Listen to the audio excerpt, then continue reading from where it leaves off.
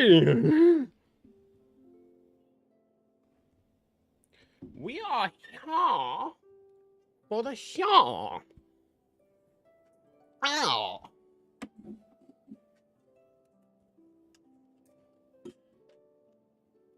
It is time. Motherfucking update. Shit, fucker. Okay.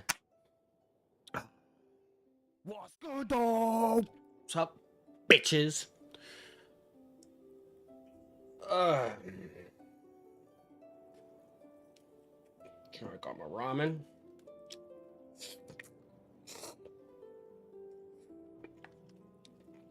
Well, that's some good shit.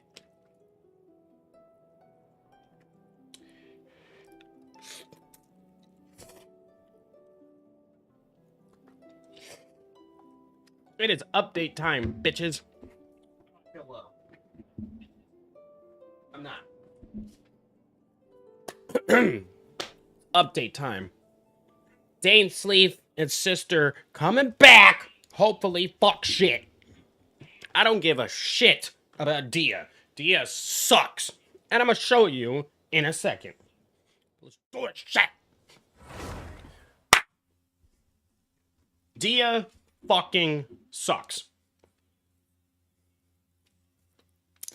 Like, severely. The bitch just got put on the banner, and she sucks.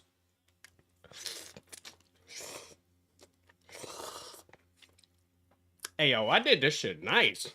The spices I put in this, some good shit. And I got this fat fucking... I'll show you in the chatting screen. Hold on. Yeah, it's Windbloom time, too. But we'll do that on maybe Sunday. I like to wait. I like to wait before doing. Destined Encounter. Master of Part is currently wearing himself sick over a letter with an unclear address. Let's go.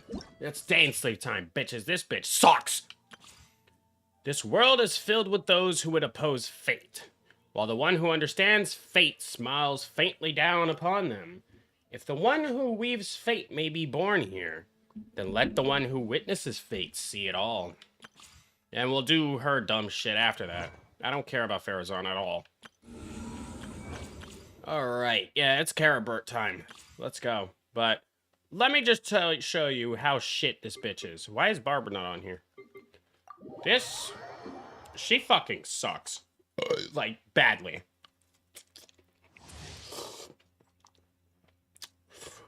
You make the coolest looking character dog shit. Like, I don't get it.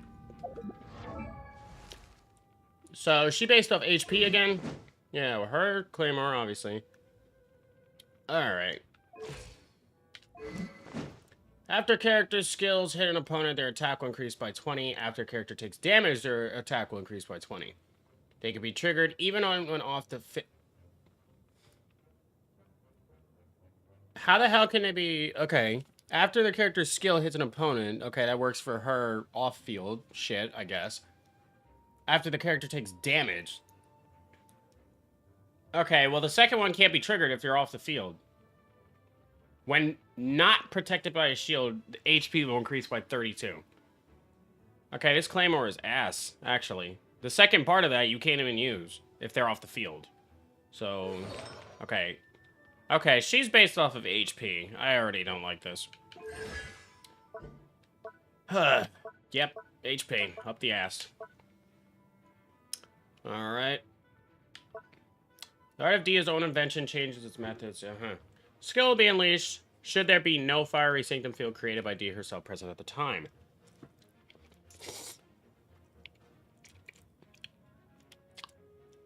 Deals AoE and creates an own field as a fiery sanctum.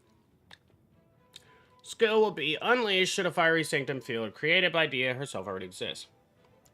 Dia will perform a leaping attack dealing AoE before recreating fiery sanctum Fiery Sanctum will be created in this way. Will inherit the remaining duration of the previous. Yeah, cool. I don't care. When an opponent within the Sanctum takes damage, the field will unleash a coordinated attack, dealing AoE Pyro to them based off her attack and HP. Already terrible. 2.5 seconds. Every 2.5. Active characters inside have their resistance increased to interruption, and when such characters take damage, a portion of that will be mitigated and flow into Redmane's blood. The fuck is that? Dia will then take this damage over 10 seconds. When the mitigated damage stored by Redmane's blood reaches or goes over a certain percentage, she will stop mitigating damage on this way. Yeah, not 20-second cooldown. Are you serious? That is terrible. Casting her blade aside, Blazing Lioness, increase the resistance. Will automatically continuously unleash Flame Mane's Fist, dealing Pyro, based on her attack and HP, and when the duration ends, she'll unleash the stupid-ass kick. If a fiery field created by Dia's own skill exists when this ability is unleashed, she will retrieve it and then create another field once Blazing Lioness duration expires. This field will take on the retrieve field's duration at the moment of its retrieval. She'll be unable to cast her skill, normal charge, and plunging, or perform normal charge and plunging. Normal attack, Sandstorm Assault, and Elemental Skill will be replaced by Roaring Barrage. Unleashing Roaring Barrage within 0.4 after each Flame Maid's Fist Strike will increase the speed at which the next one will be triggered. Uh-huh. Yeah, wow. Within 6 seconds after Dia retrieves the Fiery Sanctum field through Raging Flame, or her burst, she will take 60% less damage when retrieving damage from Redmane's blood. This effect can be triggered every 2 seconds. Then 9 seconds after Dia unleashes Dawn Flame. She will grant all party members the Gold Forge form state. This state will further increase characters' interruption resistance when they are within. Okay.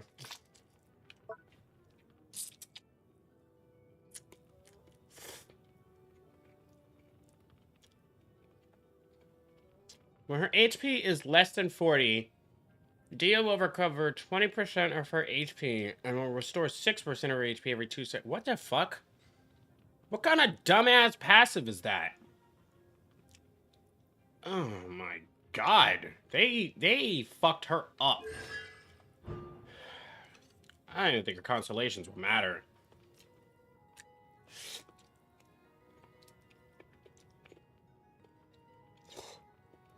Increased damage based on her HP. On her skill and shit. Ranging Flame, the duration of Fire Sanctum Field will be increased by 6.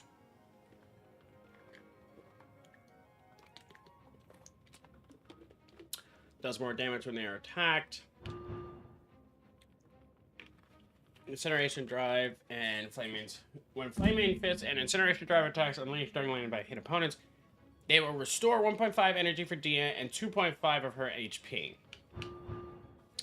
The crit rate of Bite is increased by 10 after Flame Mane's Fist attacks, hits an opponent, and deals crit hits during a single it will cause crit damage to increase by 15 for the rest of the duration. Yeah. Nah. She is just not good at all. Like, at all. How you make one of the coolest looking characters in this bitch this terrible? She's just not good. I won't be surprised if more motherfuckers pick Sino over her ass for this one. I will not be surprised.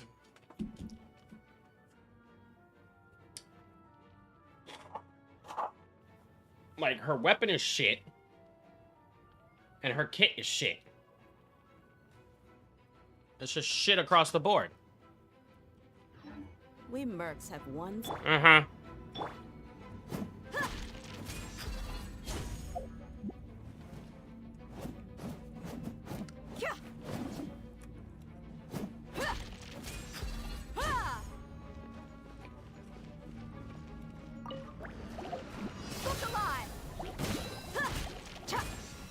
I'll protect us. Freeze!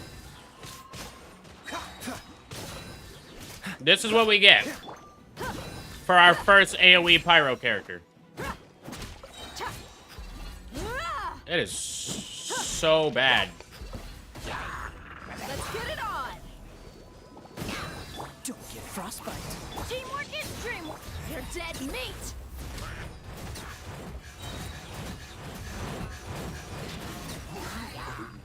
Wow, yeah, she is really bad. Look alive. Like, what? Dude, she is so bad. Like, really? She is so fucking bad. I would love to get Sino's weapon, not that I barely use him anymore. But, really? Like, really? She is so bad. I can't say it enough. Once. Yeah, cool, Venti. What the fuck? I knew the bitch was gonna be bad, but not that fucking bad. Yeah, story quest, unlock it. We'll do that after. One day, you and Paimon stop at a grand fuck. Well, that can wait. Yeah, Farah's on. No one cares. They give us the most monotone bitch What they say is a fucking hangout event. Why? true.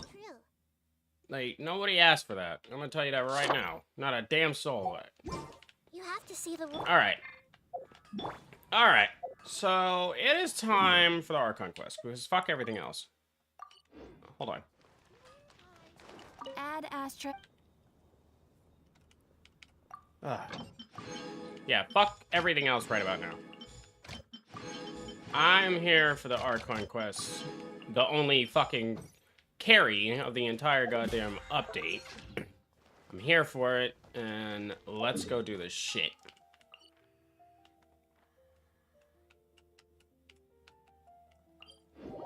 We have much to... I just got to drop.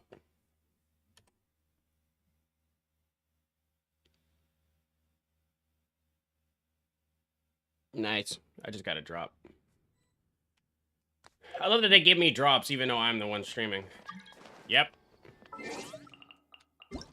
Thank you. Alright, DAINSLEF, where you at, bitch? We got lots to talk about. We know a lot, and man, do we have a lot to talk about. Oh, I'm here for it. Yeah.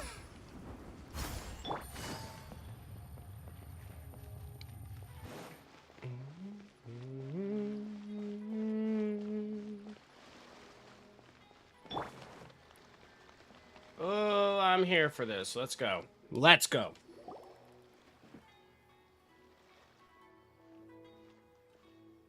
Huh? Wait, you're that blonde traveler who's on a journey to all corners of Tevat, right? Yeah. Who's asking? Do you need something from us? You bet I do. I was worried I wouldn't be able to find you. I have a letter for you, you see. It's from another Outlander. Oh, God. He was a crafty fellow, let me tell you.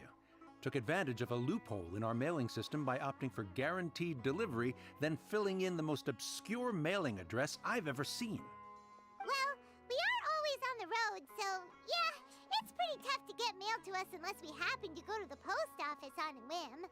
So, what address did that person give you anyway? He just wrote, next to a small, white-haired talking fairy. What? So the address is Paimon? Yeah, exactly, right? And if I'd failed to deliver the letter, I'd have been bound by regulation to compensate him. Really, he got me good. I count myself very lucky that I ran into you here. Let me see the Of letter. course, here it is. All yours. Come on, Paimon wants to have a look too. It's been a while. Oh, it's Kaya. It's been a while. How have you been? Heard the two of you were traveling in Sumeru, and oh yeah, this has to do with Kaya too. I've heard that the two of you are traveling in Sumeru, and I happen to be in Port almost on official business. Lately, I've been stopping by Jafar Tavern for a drink or two every afternoon. If luck's on my side and this letter successfully reaches you, come to me and we could catch up on old times. We'll see it as a fated encounter. Kaya, huh? So he's here in Sumeru. Now that Paimon thinks about it, Crafty does describe him pretty well. Yeah, that's him. What he wrote in the letter, it looks like he didn't think there was much chance of it reaching us. Or maybe he's just being sneaky. Do you think he's making this sound like a miracle of fate so that we'd have to go meet up with him? Oh, no harm done. Be nice to catch up with him. Yeah, you're right. It's always nice to see old friends. The letter says that he hangs out at Jafar Tavern every afternoon. Let's go. Chapter 3, Act fucking 4. 5, 6. Wine-scented letter. Funny. Right there. Oh, shit. A little more. Still can't skip this, huh? Wait, they added something. Oh, yeah. The fucking... Wait. This. Yeah. Free shit. Up the ass. It's 3, 4... Pharaoh Archaic Lord, 5. New Star approaches, 6. We reunited. Autumn Winds. Inazuma. I already lost count. Hunting Presence of Immortals, that was the last one. Crane Returns to the Wind. Requiem After the Depths. Perilous Trail. Through Mist of Smoke and Forest Dark. The Morn of 1,000 Roses Brings. Dreams, Infinite Deception. King Detriment, the fucking 3 Magi, Akasha Pulses, Inversion of Genesis, and then Kara Burt.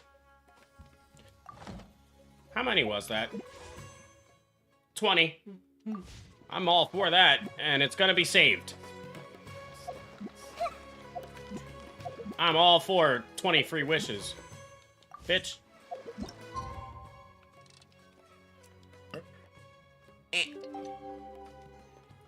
Alright. Kaya should be at Jafar Tavern right now.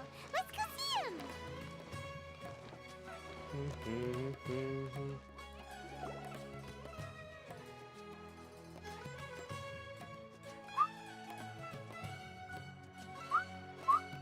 I'll have something I haven't tried yet, boss. Sorry, sir. I'm afraid you've already tried every type of liquor we serve. Fucking drunkard. Oh? Well then, just the bill, please. It's just as well, I suppose. I do have other matters to attend to. Kaya, you're really here. Paimon half thought you were playing some sort of prank on us. Hey, Paimon, traveler. Looks like the gods smile upon me after all. And come now, I wouldn't joke about wanting to see my good friends. If you say so. Wait a second. You must be here on official business, right? What do you think you're doing spending every afternoon drinking at the tavern? You itching for a lecture from Jean? Not at all. The acting Grand Master positively terrifies me. Why would I ever do anything that might displease her? Yeah, you terrified my ass. The truth is, I'm in Sumeru to learn about the alcohol industry here. So despite how it might look, I'm actually at Jafar Tavern for strictly business purposes. Sumeru's spices are famous the world over, and it's long been rumored that this fine establishment was where a certain very popular spiced cocktail was invented. That's why the Knights sent me, their foremost expert in alcoholic beverages, to come and see if it is as good as the rumors say. And how did that go? So far, so good. I'm already in talks with some spice merchants in Port Ormos about some potential collaboration. Yeah, that does sound like a great business opportunity. Guess Don Winery and Master D-Luke are gonna make a tidy sum from this one too, huh? Well, let's not get ahead of ourselves. Whether this lucrative opportunity gets passed along to Don Winery or not, Depends on how nice I'm feeling. Hey, using your job to settle personal grievances isn't very knightly, Captain. I guess you've been to Sumeru before. Oh? What makes you say that? You came to Sumeru all on your own, so you must be quite familiar with the place. Very sharp of you. I wouldn't say I'm familiar, though. I just came here on the sly once, when I was very young. Uh-huh. And? Do continue. Do I have to? When I said we could talk about the old times, digging up my past wasn't exactly what I had in mind. Oh no, you have a lot that you need to tell us, but I guess in this case, don't worry about it. Well, all right, since you're so interested. All right. Like I said, I was very young then. Dawn Winery had only just taken me in.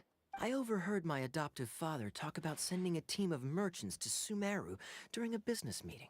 I'm sure you'll agree that everyone's curious about their roots on some level. And my roots? They're in Conria, which is said to have been located deep underground, somewhere near Sumeru. Yeah, we got questions, bitch. And so I stowed myself away amidst the cargo, and silently joined the merchant delegation on their trip to Sumeru. But it wasn't long before the merchant delegation received news that I'd gone missing. Their leader promptly found me, and before I knew it, my adoptive father was dragging me back home by the ear. It was a short-lived adventure.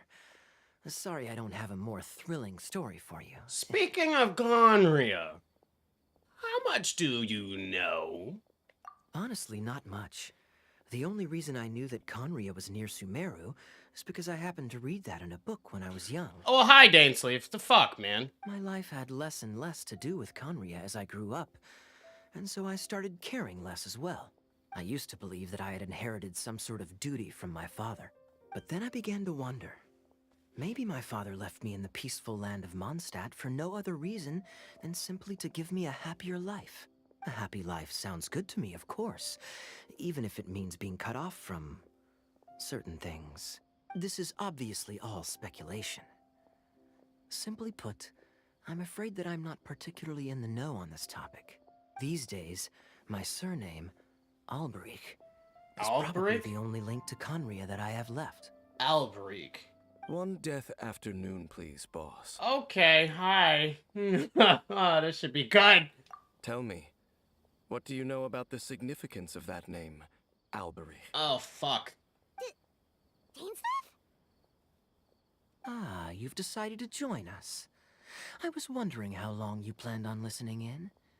I believe I've seen you before in Mondstadt. DAINSLEF, if I'm not mistaken. So you remember me. Then we are already acquainted, Kaya Alberich, descendant of the Abyss Order's founder. I'm sorry, nigga, what? Huh? The Abyss Order? What? What? I take it that you weren't aware of this until now, Kaya. Or you wouldn't have been so forthcoming with your surname. Oh my. That's quite a lot of baggage for a surname, isn't it? Though I must say, it does confirm an old suspicion of mine. I suppose that was why my father left me in Mondstadt after all. I'm surprised that you take me at my word without the faintest hint of skepticism. Do you see how you're dressed? I'd believe everything you say, too. Well, perhaps what you told me just happens to answer some questions I carry in my memories. And in any case, I recognize your eyes. Uh-oh. You're a pure-blood Conrian, aren't you? Uh-oh. Very clever. Forgive me for being direct, but I sincerely hope this new knowledge doesn't change anything. If you've already let go of your ties to the past, then keep it that way. Kaya, you're not involved with the Abyss Order in any way, are you? Why would he be? Hey, hold on now. This conversation has taken a rather sudden turn for the deadly serious. And I'm afraid that as someone from Mondstadt, I'm not accustomed to this sort of atmosphere. Okay. So what if I know my ancestry? Do I strike you as the type who would be bound by that kind of thing? Yes. Relax. I'll be just as delighted to hunt down the Abyss Order tomorrow as I have always been. I think. I guess. Either way, looks like we're out of time. I've got a spice merchant to The meet fuck? in a minute, so I'll leave the three of you to carry on the conversation without me. Well, alright then. You go do your thing, Kaya. See you around. And Dainslef, no need to listen in from the sidelines next time we meet. Let me buy you a drink. Oh, fuck. You don't really trust him, do you, Dane? You're both from Conria, but you get on like oil and water. The fact is, I still do not know him well. It would be meaningless for me to jump to conclusions. Also, hi, how you been? How you But can been? a person truly be unaffected by their ancestry? This remains to be seen. So you said that Alberic founded the Abyss Order. I thought my sibling was the founder. Well, I suspect that they call your sister their princess, precisely because there is a succession of sorts. Oh, so if she was the founder, she'd be the queen, right? So what do you plan to do here? I mean to investigate the Loom of Fate. Do you remember that name? Yes? Yeah, the Abyss Order's evil plan. We learned about that back in Mondstadt. Yeah. You got a new lead? Not new. Not exactly. My memories suffer from erosion. But while I was recovering my health recently, I suddenly remembered something. Your sister. She mentioned the Loom of Fate back when we traveled together. All the way back then? So that was already a thing several centuries ago. Apparently so. I was also quite surprised when these memories tallied up. I recall that we were traveling to Sumeru when the matter was brought up. So, you're going to the place that she mentioned back then? Correct. At that time, they must have been introduced in one way or another to this concept. If I recall correctly, we were somewhere in Avidya Forest then. Well, what are we waiting for? Let's go! Maybe we'll discover some secret that's lain hidden for hundreds of years! No. Now is not the time. Are you waiting for the perfect moment, or are you concerned about the Abyss Order? No, it's just... I'm still waiting for my drink. Oh my god. Seriously? After Dane finishes, you prepare to travel to the ship. Really? You drunk fuck? Oh my god. Go from up here. I think that's below, actually. No, that's on. It would say if it was below. People have been waiting for those two fuckers to meet for the longest, and it's finally happened. I don't care about that. Fuck you. You're always surrounded by hilly trails. Kiss my ass.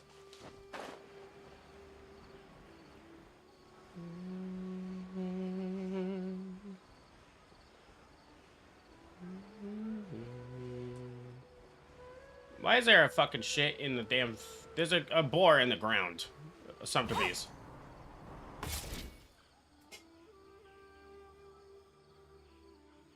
Wait. This place, it's familiar. What about it? It looks pretty normal to Paimon.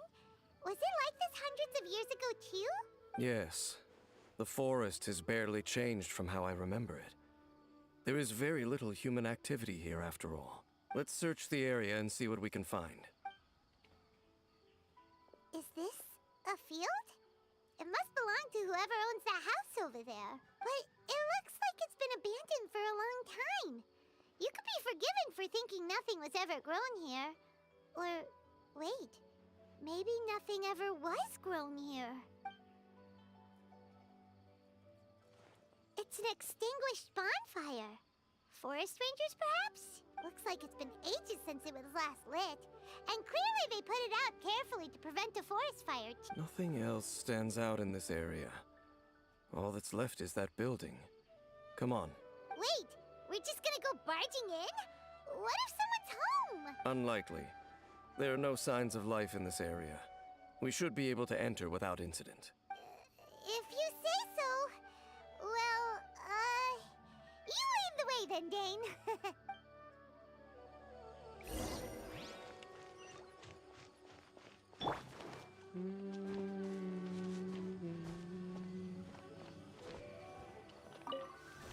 That's a door? Okay, sure. So there really isn't anyone home. Ugh, this bets no one's lived here in years. Investigate carefully. We mustn't miss a single detail. This bed looks pretty ordinary. Huh. There's nothing underneath it either. What sort of person would want to live here? It's so dark and damp. Can't be all that comfortable. It's deducing something. Hey, look! It's a bowl! Guess whoever used to live here liked to cook, huh? Can't you smell it? There's a heavy scent of medicinal herbs in here. Oh, so it's a medicine bowl? That was kind of obvious. There's a box over here. Why don't we open it? And by we, Paimon means you. Paimon's just scared that whatever's inside might bite her fingertips off. You sure are going fucking places with your rampant paranoia, little bitch. Okay. Huh? This is a mirror. It's broken too. Was this a makeup box? Fuck. It's just broken. That's kinda disappointing. Paimon was hoping we'd uncover some super big secret. Especially after Dane talked this place up.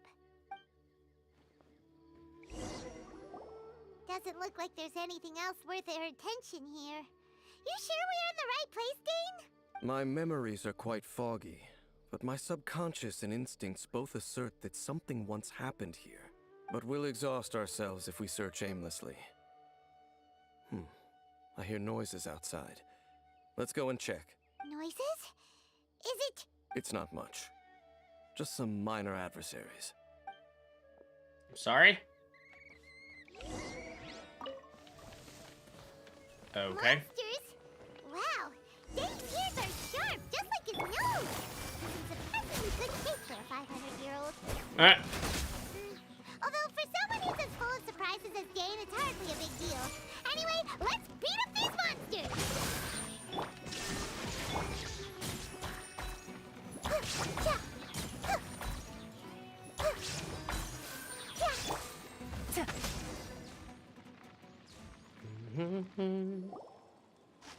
I doubt that the appearance of those monsters was wholly random.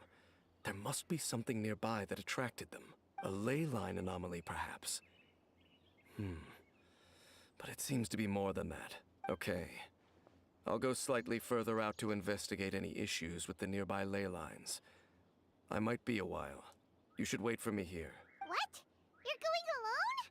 You better not be trying to keep some secret from us. Your suspicions are as banal as they are unwarranted. I merely think that this house should remain the focus of our investigation. And as such, someone ought to stay here and keep an eye on it. Oh no, I'm just as suspicious. I'm just as suspicious as you. Of you as this dumb bitch is. Like, full throttle. Not to mention that if even forest rangers are capable of investigating ley lines, I will be more than able to handle it alone. Fair enough. Guess we'll just camp out here then. Good thing there's a fireplace over there. Let's make ourselves something to eat. All this running around has made Paimon real hungry. You are so fucking fat.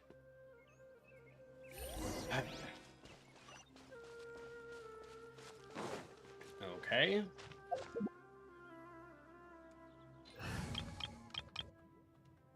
Gotta pyro it up. Let's light it up, Bennett. Let's light it up! Nice. And before you know it, night sets in.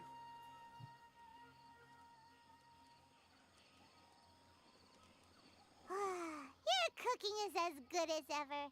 Even if there was no other reason, the food alone would be enough for Paimon to stick with you. Yeah, well, freeloading comes more naturally to you than most, fucker. Changing the subject. Alright. Dane's taking forever. He said that there might be an issue with the nearby ley lines. How bad do you think it could be? We came together, but now it's back to just being the two of us again. You know, now that Paimon mentions it, we really have spent lots and lots of time together, haven't we? So, don't take this the wrong way or anything, but, do you ever get tired of Paimon being around? The best question you've ever asked, and I'm mad there's not a third option. Yes! No! You're better than nothing, I guess. Okay, fine. Paimon should have known you weren't gonna say anything nice. Oh, damn, Skippy, fuck you. So, Ugh. next question. Don't know if it's okay to ask this, but Paimon's curious. What was it like traveling with your sister? Can Zach actually talk here? That would be great. The stars? We'd gaze at the stars just like this, and we'd point out the planets we wanted to visit. Wow. We traveled through the universe, always by each other's sides. We saw all manner of hope and despair. God damn it, Zach! First time we've ever been separated. If nothing else, I just want to know what happened. Yeah. Paimon understands. Being separated without even knowing the reason why, it's just terrible. Is that foreshadowing? I feel like it is. Because, what do you mean you understand? But we'll find the truth together. Sure as Paimon's your guide. Just you wait, Heavenly Principles. And you too, Teyvat. Uh-huh. I feel like she's yelling at herself. I don't really agree with the whole Paimon being the unknown god thing. Clearly not now, because she's from here. But... You know what? We've talked too long about this sad stuff. Let's talk about something happy instead, because if you're sad, Paimon will be too. Oh, fuck you. Alright. It's getting dark, so why don't you rest? Paimon will take first watch. Don't worry, no monster's gonna come and eat you up. This is a first, not going to bed before me. Come on, don't say that. Paimon just wants to look after you for once. Oh, yeah, exactly, for once. Yeah, alright. Nighty-night. Go on, shoo. Off to sleep. Memories of your sibling fill your mind as you fall soundly asleep. Are we about to have a dream? That'd be fucking wild if we do. Nah. Hey, Damn it. time to wake up. The sun has risen. Well, hi.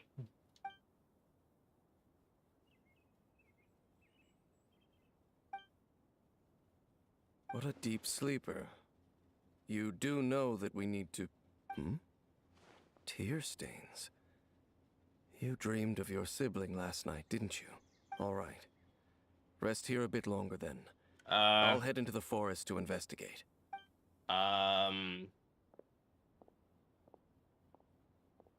What?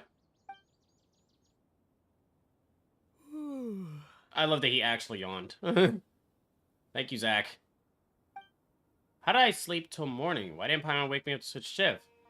Yeah, where the fuck is Paimon? Vaguely remember Dane coming over. Did Paimon go in the woods with him, seeing how I hadn't woken up yet? Whatever case, looks like it's just me here for now. Guess it's time to stretch my limbs and have a look around.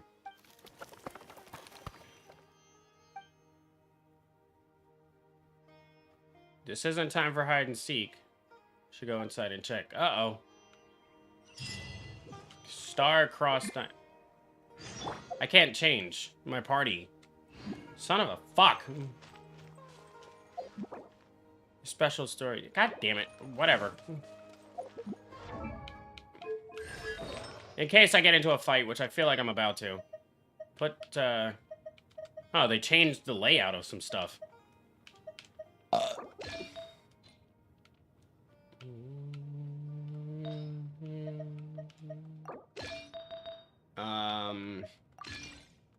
Shit. Okay.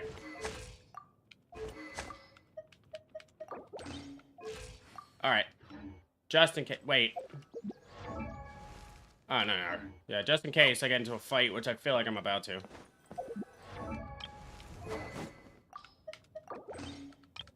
Yeah, good enough.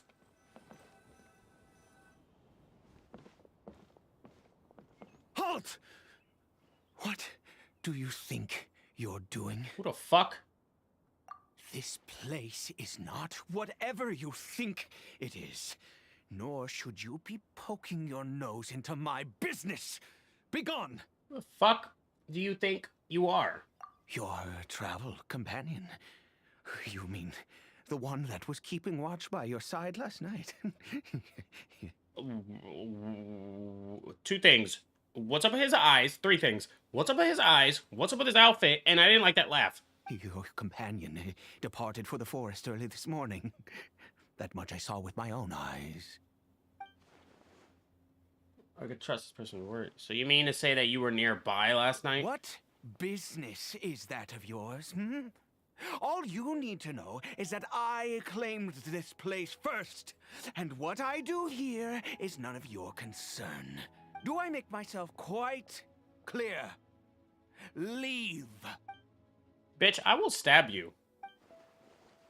I need to find out what he's hiding. Well, what are you waiting for? I don't think I'll have much luck trying to find my companion wits. I think I'm better off waiting here for them to come back. If you must. Suit yourself. I've been observing you. And you don't look like a forest ranger, nor someone from the academia. Still, I'm warning you, no funny business. Promise me that, and you can do as you please. I'm no villain, nor will I pretend to be a saint. Okay, fine. Whatever. Just move aside. I'm heading in. I was at her all night. I'm a little cold. Can I join you? You... Oh, go on then. Have it your way. I knew I wasn't going to be able to hide this anyway.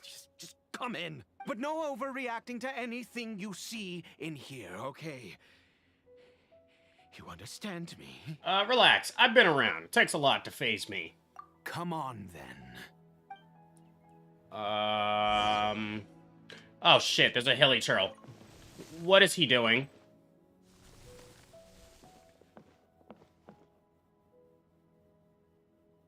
What the fuck is he doing? Why do you keep a hilly turtle at home? Mind your own business. And don't worry, he isn't aggressive. How could he be? He was too young for anything like that. So don't you lay a finger on him. Just find yourself a corner to rest if you're tired or cold. You're from Conria, aren't you? Huh? You know Conria? Who are you, exactly? And how do you know I'm from Conria? I've met others. Your clothes, your eyes. Do you worship a god, traveler? I follow no god. In fact, I count some of them as foes. Though I count some of them as my friends. What the fuck was that? Oh, was that... Oh, I heard a movement next to me. I was like, bitch, what the fuck? Some as my foes, some as my friends. Friends? Sounds like you've had an eventful life. All right, well, my name is Ida, and you are correct. I was once Conrian. I apologize for my earlier hostility, but you must understand, as far as I'm concerned, humans who do not worship the Seven are nigh extinct. I just got another drop.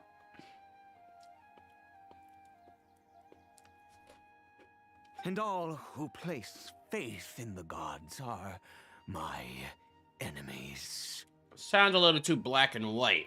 You're spoken like a true fucking Conrian. That may be. But the fact is that chances to talk to people like yourself have been few and far between since the cataclysm. This wretched curse of immortality. Who knows how long I must continue to suffer like this? What is this curse of immortality exactly? The curse. It was a little gift given to the people of Conria by those vile gods. Okay, he is... We lost our home, our loved ones, everything. The agony of the cataclysm itself was already too much to bear, but then came the curse, robbing us any chance of release. Yeah, that is kind of All we fucked. can do is watch helplessly as our souls erode and our bodies decay. That is kind of fucked. We have many questions that we need to ask these Archons, the ones involved. Ida is just like Dane, someone who bears the curse. Why do some people turn into hilichurls while you were affected by the curse? Because, although Conria began with a single bloodline, it was a home to others too. Any who forsook their gods and came to Conria were welcomed as our fellow citizens. When the cataclysm came, we pure-blood Conrians were declared the greater sinners. Upon us the gods placed the curse of immortality. But those whose ancestry belonged to the domains of other gods were punished with the curse of the wilderness as they fled, turning them into monsters. So natives were cursed, outsiders were transformed. I honestly think the transformed is worse. Let's be real. He said, oh, you're followers of these sinners? Monsters. You are the sinners? Stay alive forever. That's fucked. Who is this? Kari Bear, my illegitimate son. Huh. How times have changed. I can say that out loud with no consequence now, but it was once a matter of unspeakable shame.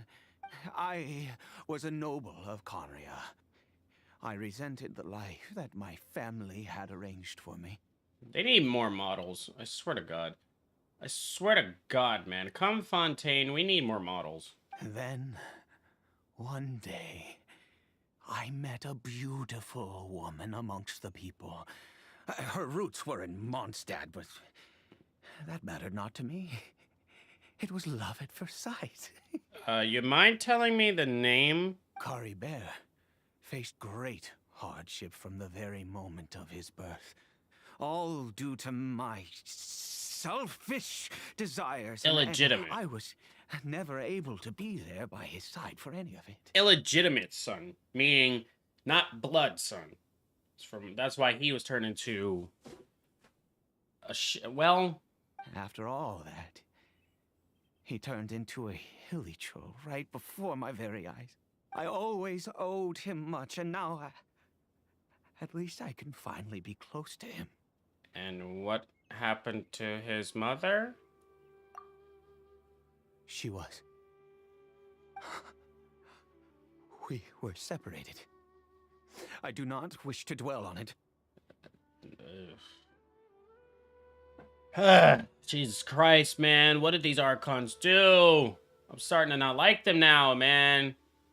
And maybe it wasn't even Archons. It was the gods above them that did this shit. I know this must cause you great pain. It could be worse. I suffer the pain of loss because I once had everything I could wish for. And now that I have lost almost everything, the little that remains I see with new clarity. If nothing else, at least I still have Kari Bear.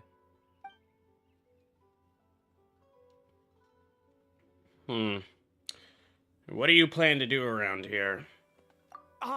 Yes, that reminds me. I only returned here to check on Kari Bear, but I do have other things I wish to do. You may come with me, if you're so inclined. He's doing great with this fucked up voice acting. Like, no, the voice acting he's doing as a fucked up old man is very good, is what I meant. God damn it, I can't check my mail.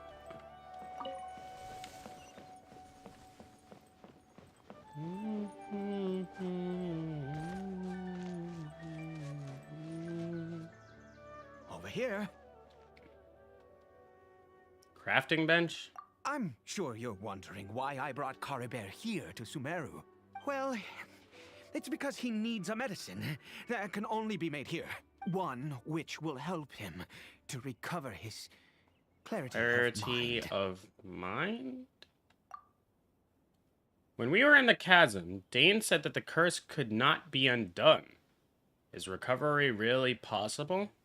I do not hope to break the curse. I am well aware of my powerlessness against the punishment of the gods. But it is said that this medicine is imbued with the power of Sumeru's god of wisdom and can awaken the mind from a state of deep stupor.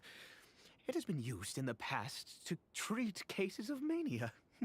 I believe that it might just work. And you heard this where? I read about it in a book. From the Royal Library of Conria. It was banned. Okay. Since this medicine requires the power of the Seven to work. You are creeping me the fuck out, dude. I was on your side at first, but them creepy ass laughs need to chill. In my youth, I disliked the life of nobility and craved excitement. I was leafing through some forbidden text and happened upon it. There's maybe a reason it was banned, Jagoff, because it was dangerous.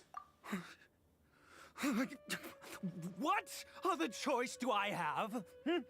What exactly would you have me do? It's called put your illegitimate son out of his mercy.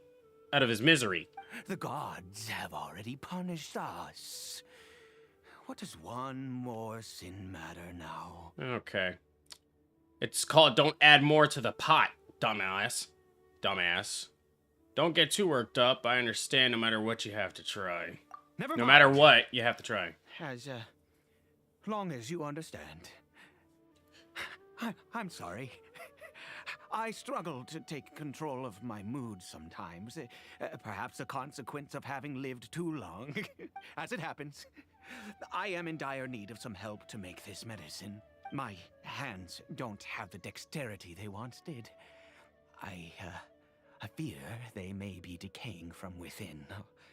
All thanks to this curse of immortality. Okay. To start with, take this ingredient. It's odd. Ruka mushroom. I've never seen a mushroom of this kind before. Also, do you have any of Sumeru's regional specialties on hand? I believe they're called Kalpalata lotuses and Sumeru roses. There's 2 there and 1 there. I've picked some before, yes. Oh, wonderful. Oh, in that case, we have everything we need. This I like that they is showed the me some. method for making the medicine. You just need to follow the steps. Okay. Can mushrooms really grow in a field like this? Okay. Did he give me a list, or do I just have to start crafting?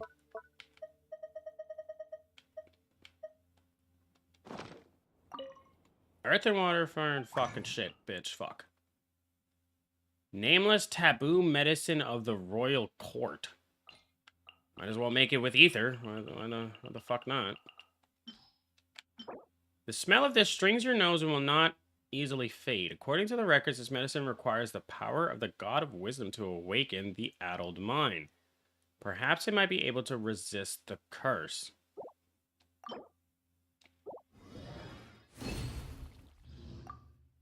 Here you go.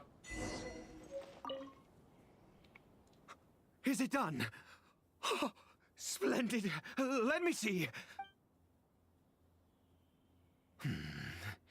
In all honesty, I do not know what the end product is supposed to look like. The banned book didn't feature any illustrations. Well, the moment has finally arrived. Curses. Is it time to get... It's not for him. It's not for Carrie Bear, is it? No. We need to perform one final step to complete the medicine. I said before that this medicine relies on the power of the God of Wisdom for its restorative effects. You want me to go talk to her, don't you? Which means Oh. we must pay a visit to a statue of the Seven. Okay. I understand your reluctance. Ouch, that can't be easy for someone from Conria. Since he needs a god of wisdom power, should I get Nahida to help? No. Forget it. Heidi hates the gods. It could complicate things. I'll just do it his way. Let's go. Bring the medicine with you. I'm mad as fuck that Ether even considered that. I'm actually upset with him that he actually considered bringing her into this. Like, she doesn't have enough on her fucking plate. Like, come on, bro. You're gonna bring some random medicine for her to imbue some magic in. Like, no. There's a 7 statue right fucking here. That'll do perfectly fine. Look at this statue. How can I bow before this thing? God of Wisdom, look at me. I will utter no prayer, nor will I sing your praises.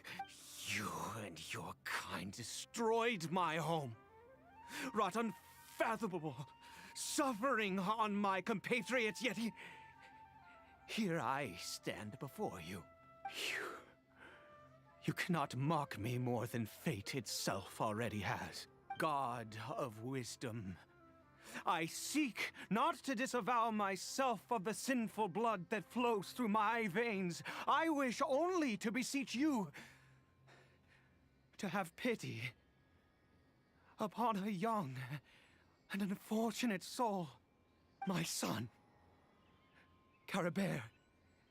He was turned into a monster before he had the chance to witness anything beautiful in this world. This is no fate for a child. If everything the gods have done was in order to have the impious people of Conria bow their heads, then I bow to you now. I have given up all I ever stood for. All I ask is for a tiny miracle. For Caribert to see this world once more. Please, God. I beg of you. Maybe we should have went to Nahida. Shit. I may not know the whole truth behind the Cataclysm, but the people of Conria have truly suffered. Why could Conria and the Seven not coexist in peace? Oh, we ain't gonna get that answer for a while. I have made quite enough of a fool of myself for one day. Let's go. Things will get better, bro. Shit. Administer the dose of medicine to the Hilly Trail. Follow the wind. Hey. Fucking A. Oh, wow, they even blocked me off, too. I can see it on the mini-map. I can't even go that far. Can't even use the map.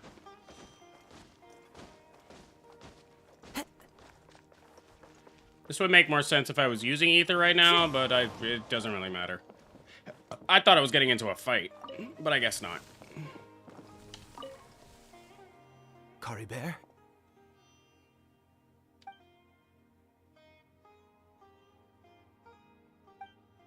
Hilichar seems almost lifeless. Its reactions to everything are incredibly weak. Well, we've prepared the medicine. We might as well try it.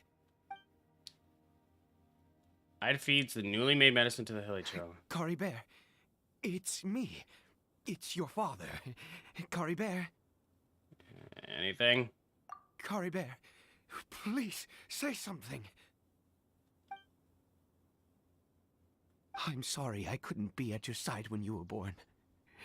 And that I failed to reach you and Mama in time when you both were suffering. But I'm here now. Papa's been by your side all these years. I've never left you, not once. Are you still angry with me, Caribert? I know you're awake now. Do you not want to talk to me? I'm so sorry, Caribert. Forgive me. Please, say something, anything! Please. Please.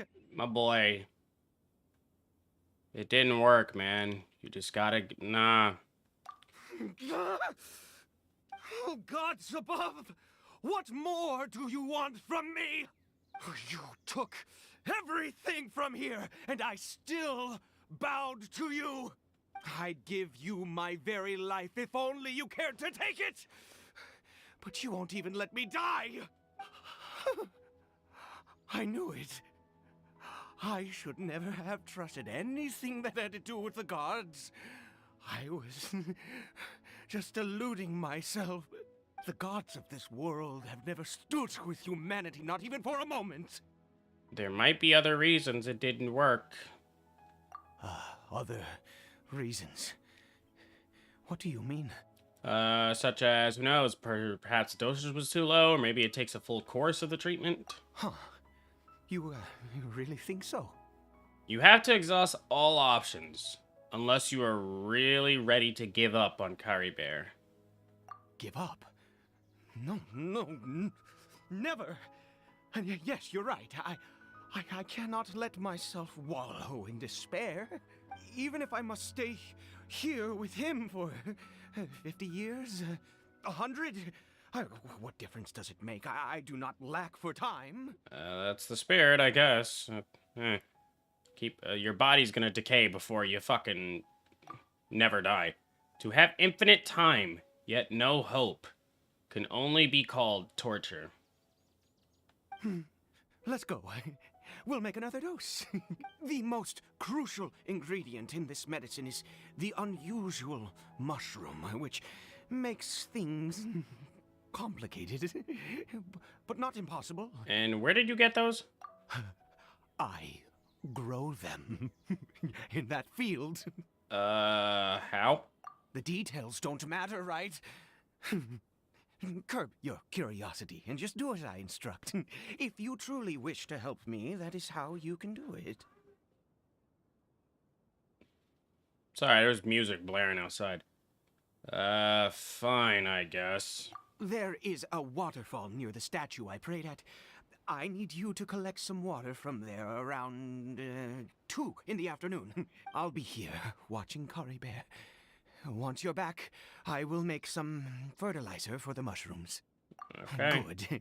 Then please head over when the time comes. Okay. It's already 2 in the afternoon.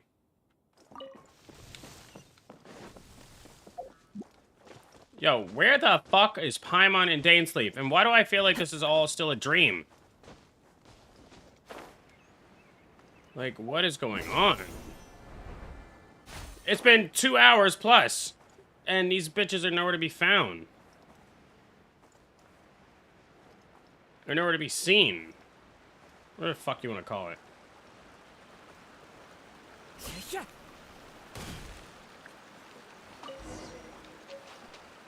You drew this water at 2 in the afternoon from a shit fuck whatever.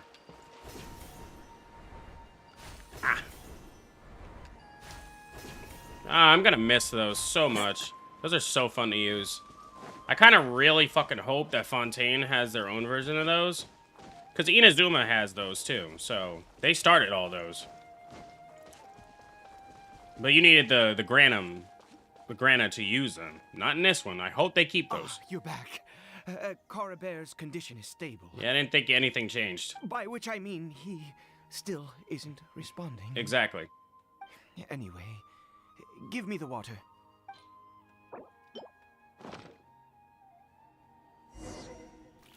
Carefully waters the field. I need you to stand guard here for a while. Whatever you do, don't let any forest rangers approach the house. Understand? Yeah. Good. I'll be back soon.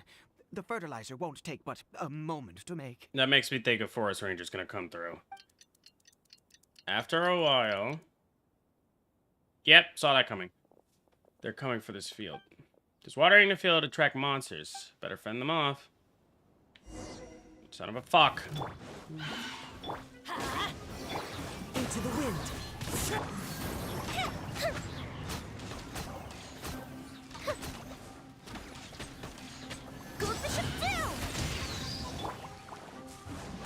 smells Unleash.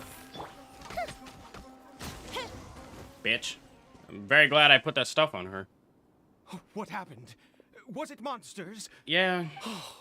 Thank goodness you were here. I couldn't have taken them on all by myself. Uh-huh. Oh, yes, I've got the fertilizer. The effects can take some time to kick in, so let's get on with it. Before long, element's energy within starts to take effect. Next, we pick the mushrooms and repeat the same steps as before to make another dose. I trust you still remember the method. Yeah.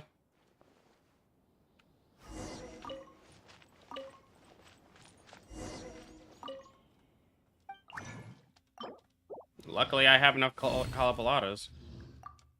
Alright, here's your shit again.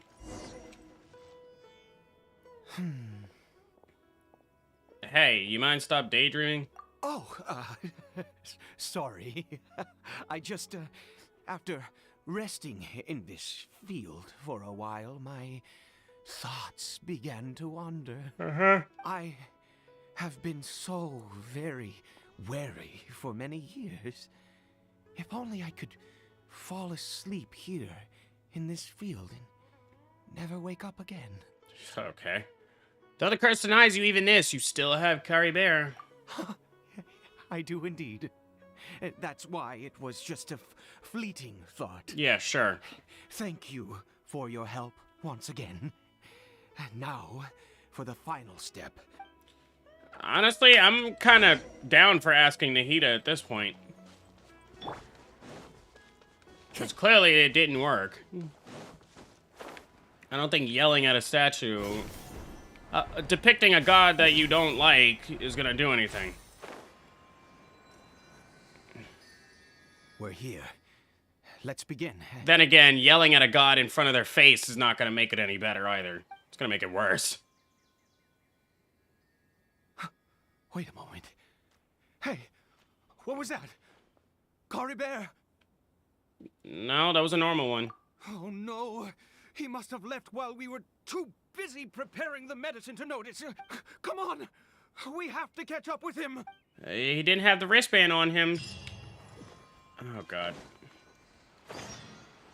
A lamenter at fate's end. Oh god.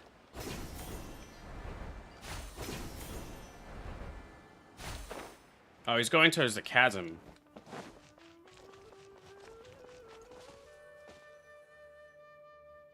That's not Curry Bear. That's not Cory Bear. Yeah, no silk scarf. Right. Cory Bear's scarf was a gift I once gave to his mother. I use it now as a marker of sorts. My eyes must be going. How could I not recognize my own son? This decrepit body of mine. Still, this Hilichurl, something strange about it. Yes. It doesn't seem interested in us in the least. It seems intent on walking in that direction. Where could it be going? Let's go have a look. Yes. The more we know about Hilichurls, the better. I am not a fan of this guy at all. What the fuck?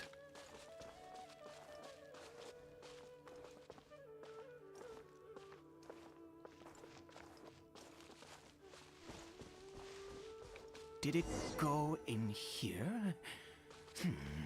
Well, let's head in. Unknown sanctuary? What the fuck?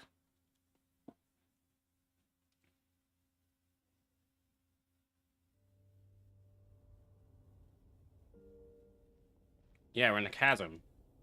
What a No. ghastly place. Has it always existed? I swear I've never noticed it before. Ooh, what are they doing? Huh. It looks like they're worshipping.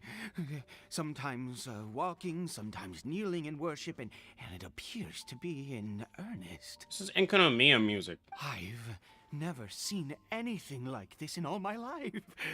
What in the world does this place conceal? Oh, There's only one way to find out. The air here in this creepy scene, it's eerily familiar. Yeah. I bet. Yeah.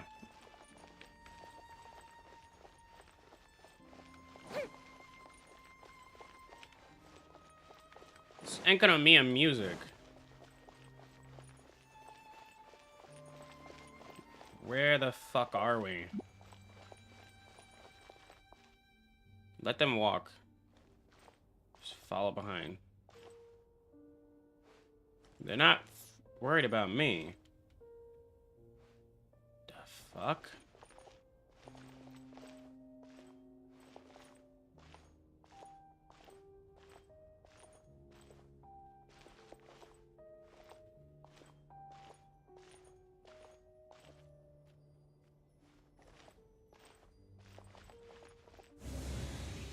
Get close.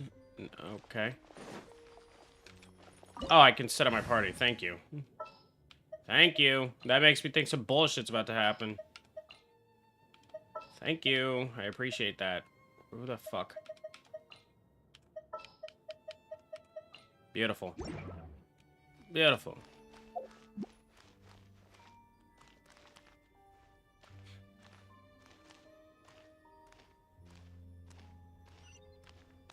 Fuck is going on?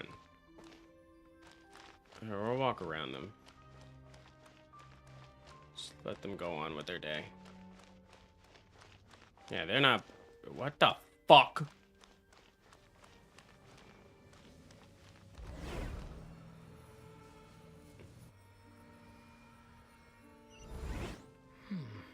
Is this a teleportation device? Hi, Zach.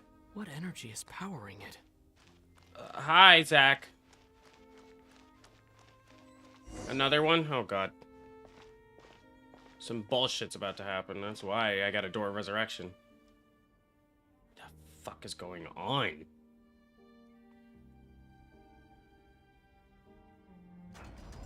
What? Oh, great. Now I'm locked in. Oh, shit.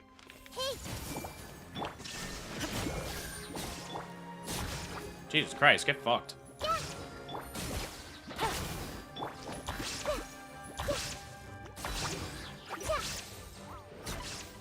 You done? Thank you. What the fuck is going on?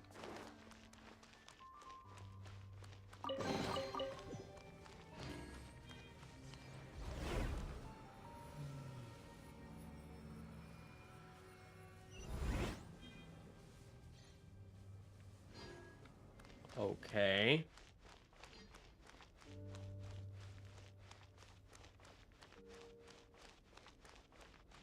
Just taking in the scenery. And we're locked in again.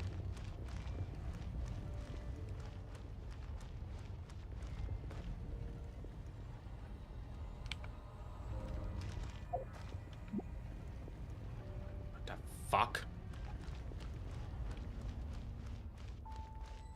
Another one?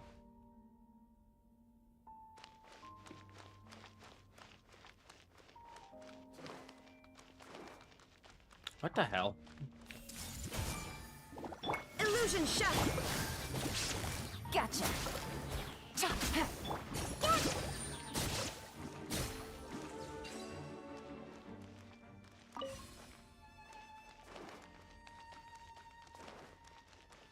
No, the Hilichurls aren't fucking with me at all.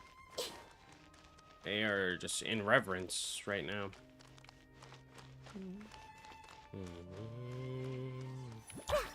Can I climb? I cannot. Okay. Let's try this way.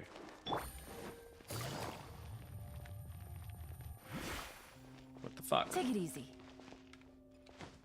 Okay. Let's see here. What do I have to do here?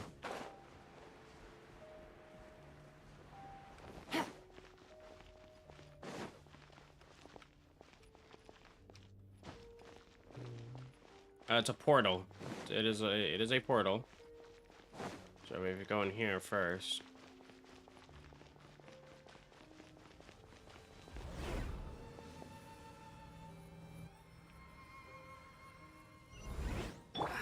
did I get on the ceiling? Did the room turn upside down? Or gravity itself? I love hearing this man talk. Okay, open those up, please. There's another one.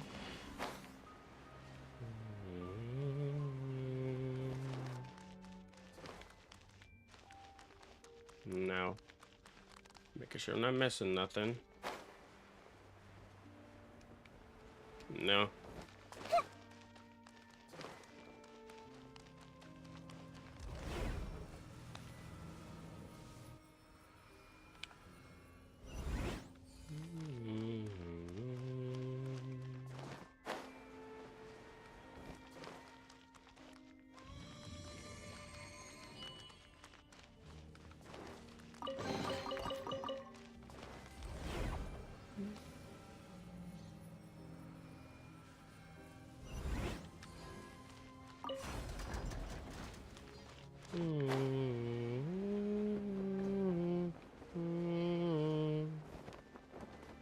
It seems like I need to find a place to insert the rune.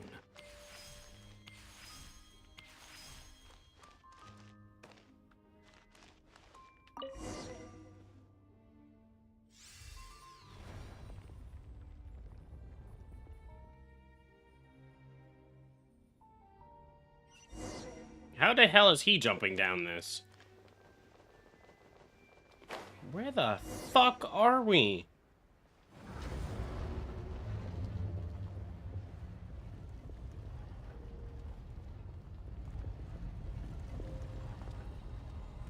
Oh god, yeah, I forgot there was a new Abyss Lector. Halt, humans! Fate has not granted you the right to enter this place. Even though he literally just looks like the fucking water one, the Hydra one. Doesn't look like someone from the... He doesn't look like someone from the Abyss Order. Do you insist on an audience? Very well. Then I grant you the trial of destiny. Okay. I need pyro for this, don't I? Fuck. Abyss monster that uses dark powder, command, ice, and frost in battle. Some of its attacks decrease the stamina of characters while dealing damage. Great. Alright. Alright. Quietly now. This may hurt a little. What the fuck? I see everything. Well, this is gonna be tough to fucking break. Yeah. Alright. I'm bringing out the fucking... I'm bringing out the pain, bitch. There is no... Busted.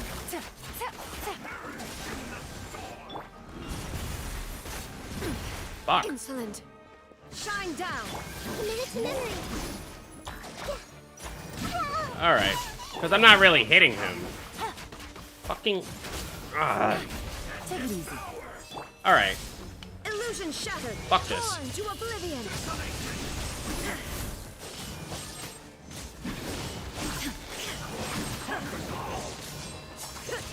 Shine down. Grow. Quietly now. This may hurt a little. There is no escape. Fuck. Shine down. Oh, I see what he's doing. Motherfucker, wow. No, my sword. I can't even get that close to him because he does that shit. Alright. Alright. There is no escape. Yeah, you are indeed annoying. This may hurt a little.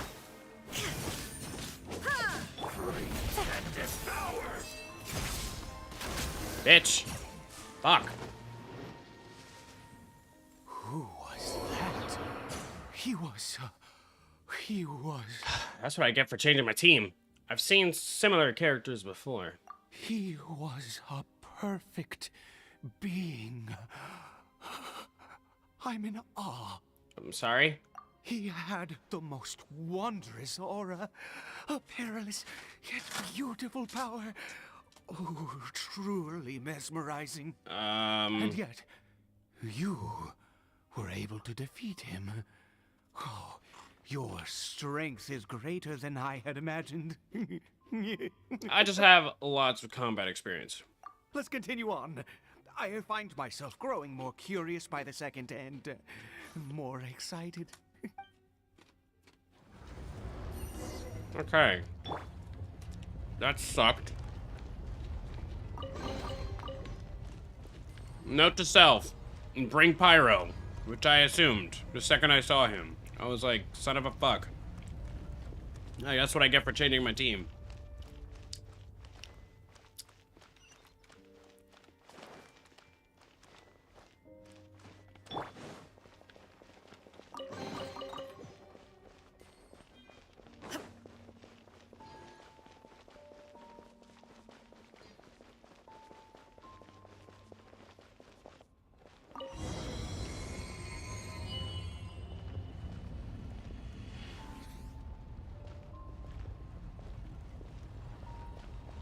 What the hell is that? I think we've made it to the end. Wrapped in chains, hanging in midair, emanating a sinister aura. There's no mistaking it. It's just like the defiled statue. So it does have something to do with the abyss. And her worshipping hilichos remind me of a little too much of the Grand Thief. Yeah. His ass died from touching a statue. Yeah.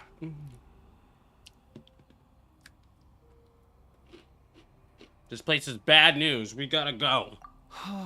Oh no. Oh, dear creature. Why do you bow down? For fear of the unknown?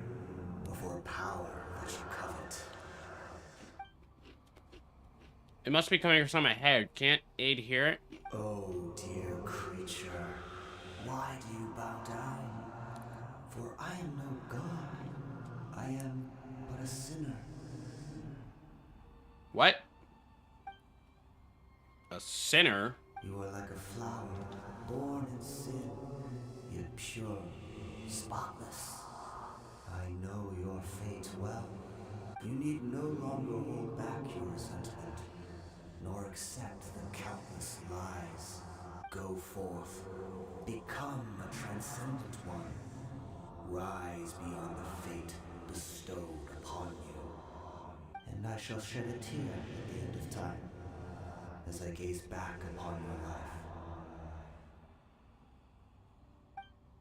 Who in the world are you? What do these words mean? And he's gone. Uh-oh.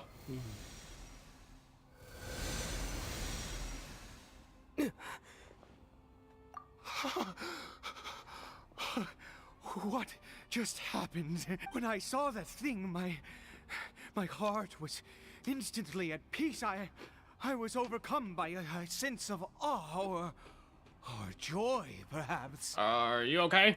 I am. I feel good. In fact, I feel better than I did before I came in here. How peculiar. Something's not right. We need to get the fuck out of here. Is that so? All right. As you wish. You leave the cave and return to the house. What the fuck was that?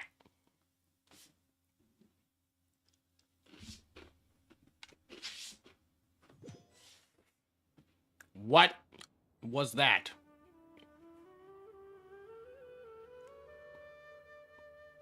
Caribert! Oh, thank goodness! He's still okay. Do we still need to go to the shits? Why are we back here? I have a strange feeling that what just happened was meant to be. Hey, I have a question. Where the fuck is Paimon and DAINSLEF?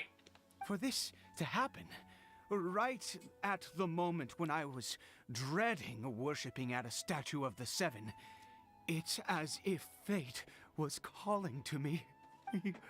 You say that I bowed before that thing, so perhaps it might be just as effective. It sounds like a ridiculous idea, but if you insist. I have to try. No matter what, you said it yourself. I have to exhaust all options. Another dose of medicine is administered to the fucking Hilichurl. Cory Bear. I'm sorry? Bitch, what? That worked? Papa? Cory Bear. Oh, my goodness, it worked. It's a miracle. Oh, Cory Bear, my dear son. Nah, something's wrong here. You see, it worked. Cory Bear can speak again. Where's Mama? Mama is... Cory Bear, look at me. Do you know who I am? Of course. Your Papa. Oh, God. Yes. Salvation! Sweet salvation! Yes, yes, this is what this feeling is. How do you feel, Cory Bear? Are you fully awake now? Yes. It feels like I just woke up from a long, long sleep. I dreamed that I was hiding in a little room. I didn't dare go out the whole time, and I didn't want to either. Wait. Oh, God. My body! What happened to me? Is this me? Papa? What's happened to me? Yeah, did you not think of how... Don't panic, son. It's just... While you were sleeping, we went into a fairy tale world. Of course you're gonna lie. There's no more Conry here. No more home. But, do you know what that means? No more red sky. No more end of the world. In this world, you have to be a little monster, but you get to stay with Papa forever. Am I dead? You might want that instead of this. No, of course not. Look, Cory Bear, you still have Mama's scarf on your arm.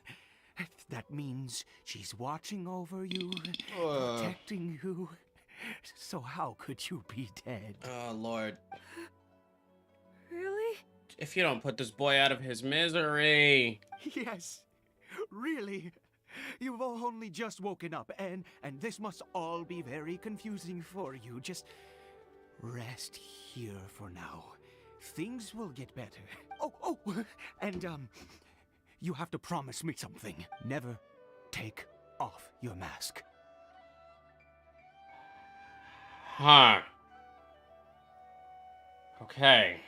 Understand? Whatever happens, you mustn't take it off. Yeah. The whole thing is, if Hilichurls see what they look like, they die. Pretty much. That's what DAINSLEF told us last time. He asked us, do you know why Hilichurls wear their masks? He said, because if they see their reflection, they will be terrified by what they see from what they were before. Okay, Papa. I won't. Oh, God. I promise. That's funny, because in the trailer, I saw a Hilichurl take their mask off. Or was about to. Fuck. Talk for a while, it seems like a changed man after his religious experiments. Not since that day have I been so glad as I am now. Oof. I can't believe this is really happening. Yeah, it's unbelievable, alright. I knew that placing my hope in the Seven was a waste of time. I even worshipped at one of their statues like a common fool. Never before have I humiliated myself like that. This is not gonna end well. Once a murderer, always a murderer. I was naive to think that the gods who conspired against us would ever offer redemption. But the God we saw in that cave, now that was a truly mighty God. Nothing like one of the Seven. Huh. That wondrous power. It was truly enchanting. Yeah. Surely that must have been the reason I bowed down.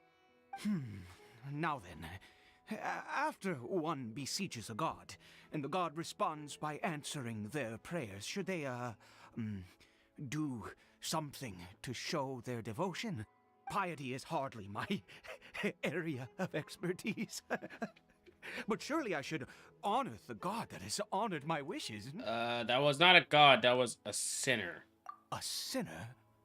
Oh, don't be absurd. You don't know a single thing about him. How dare you utter such blasphemy? Because you do? You were in the same boat as me. You and I have both witnessed his divine power. When has the Seven worked a miracle like this before? Well... Never! He is a god, mightier than they, and yet you would call him a sinner. Oh, preposterous! Well, you know, there's a couple gods that can, I don't know, bring up a whole typhoon, bring a fucking electric sword out of their boobs, or drop a whole fucking meteor on you. And then, you know, another one that brings up a palace full of leaves and bright lights. But, yeah, I think the first three have shown a miracle enough. Or, you know, cutting continents in half just to make a fucking... slicing mountains in half with wind just to fucking make a new freedom nation. Moving the mountains as the god you are. Or, you know, being a dictator of a fucking dying country. Stuff like that. No matter. Believe what you will. You cannot shake my faith. I am going to pay my respects with or without you. Yeah, you're gonna die. Fine, go ahead. Ide's experience has deeply affected him. Not that he was particularly stable to begin with, but this religious fervor is something else.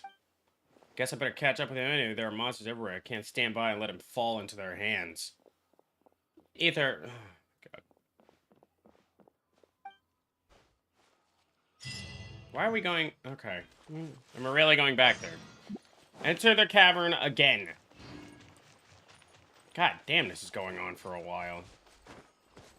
Yeah, we're gonna keep this team this time. Because it's a safe fucking bet. You know what? Safe bet I'm gonna need my Noblest set, so give me that shit, Yelan.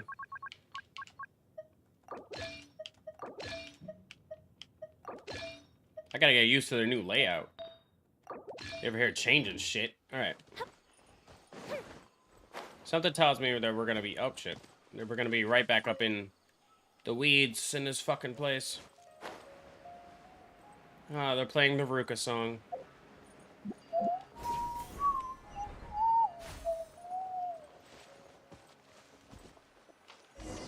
Bitch!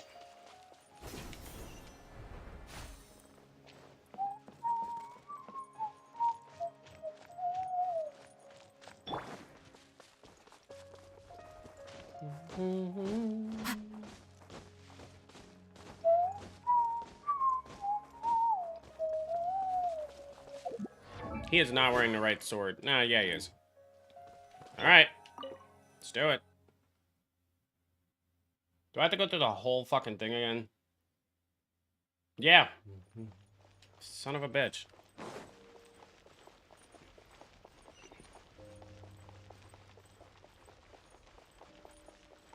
Oh, son of a whore. Come on, man.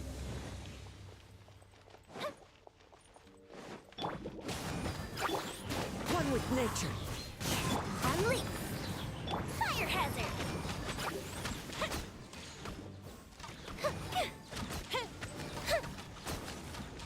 Fuck off.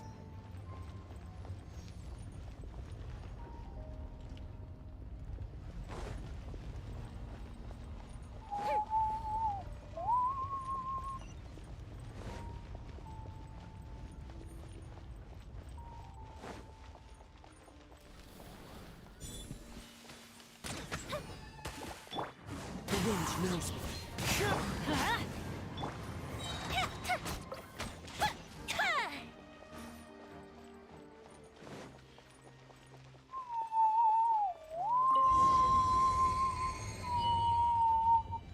I like that the music just continues.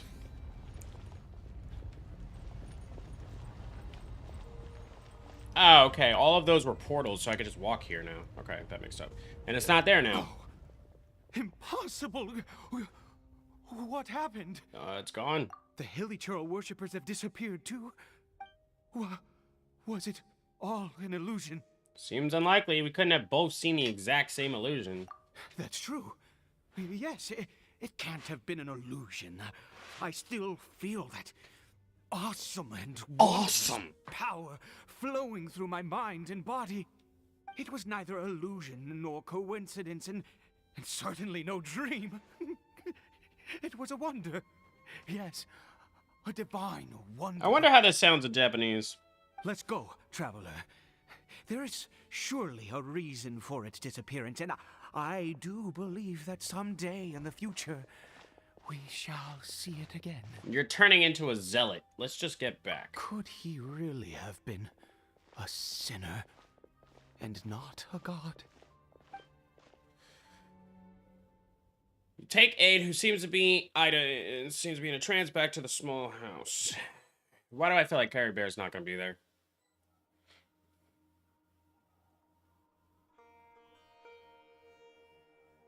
I knew it. Carrie Bear? Where has he gone? Oh. Oh, no, no, no. Maybe someone else came by and found him? No, it can't have been that. There's no sign of a break-in and no sign of anyone having been here. Maybe he ran off. This does not bode well. What if he's spotted by a forest ranger or an adventurer in his current state? No time to lose. Wait a minute. This isn't how we left it. He saw. Uh-oh. Oh, no. Yep. Did he? The mirror.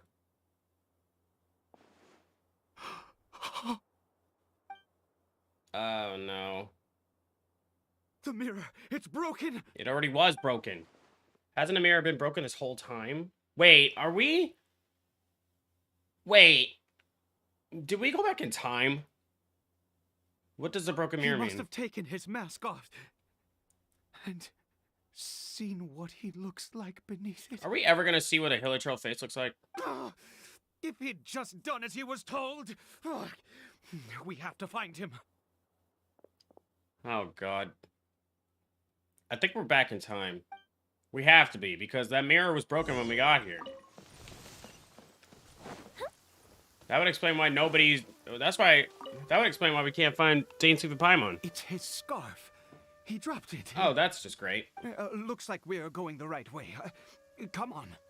That's not good. Now we won't know. Now we can't fucking tell them apart. Carrie Bear! Carrie Bear! Where are you? Uh-oh. Okay, maybe we're not back in time, because everything would look... Forest Rangers. Hey! Who are you? We haven't seen you around here before. What's your business here? Bitch, you ain't the police. Have you seen a Hilichurl? A Hilichurl should have come past this way. Have you seen it? I asked you first. Don't make this more difficult than it needs to be. You ain't the police. You're a fucking ranger. I said, have you seen a Hilichurl? I'm gonna need you to calm down. Hey, whoa. Look, sir, there's no need to get so worked Then up. get the fuck out the way. There are Hilichurls everywhere. What's the big deal? We see plenty of them out here. Exactly. Matter of fact, we just took out a few of them back there. Those dumb boneheads. You... Uh-oh. Forest Ranger scum! You spawn of the Seven are all the same. I'll have your heads if you so much as laid a finger on Carrie Bear. You're raving mad. You've got some gall coming here to our nation insulting the Forest Rangers. Our nation? I'm gonna need you to calm that down. Curse you all, Forest Rangers. Stop it. Stop, or the Forest Rangers and I will have to make you. Both sides calm down, thanks to your urging. You mind telling them the story? I don't get it. Why make such a huge fuss over a few Hilichurl? Shut up. He'd only just regained his mind. How could you do this to him? So tell me, forest rangers. Did you really spare none of them? Did you really take out every last hilly churl you saw? Jeez, you're really not gonna let this go. Fine, you weirdo. If you must know, I happened to cross paths with a solitary hilly churl when I left the team to, Okay. use the toilet. Okay. I was frightened. I need at to know first, that. but it didn't seem to have any interest in me at all. It was just bumbling along in that direction. So I left it alone. You couldn't have just told us that from the beginning. Yes. Wonderful. Wonderful. Let's go. We have to find him. Wait, you're leaving? Not even a thanks for the info, goodbye? Fuck you, bitch. You're over here making our lives difficult, you bastards. Like, goddamn. Not that they need to know the whole story of what the fuck's going on, but, like, get the fuck out the way. I feel like the rain is supposed to be raining. Oh, there he is. Are we about to see a hilly churl without a mask? I don't know what I'm about to expect. It looks like he doesn't have a mask on. I don't see the horns. No, he does. Okay. Uh-oh. Cory Bear! Cory Bear, stop! Okay. It's me! It's Papa! Oh, no. Whatever you saw, it was all a trick. An illusion. I told you, we're in a fairy tale world now. Nothing here is real. Please, Cory Bear, come back. It's time to go back. Uh-oh. Cory Bear? He's not responding. He's relapsed. How could this happen? He regained his mind. He must be able to hear me. Surely. Come, Cory Bear. We have to go home now. Papa's here to take you home, all right? Something's not right. What's this strange power done to him? Uh-oh, cutscene. Oh, shit. Papa? Cory Bear, Papa, I can't take it. please, Cory Bear. It's my fault. I'm so sorry. If only I'd known. It's all too much. Papa?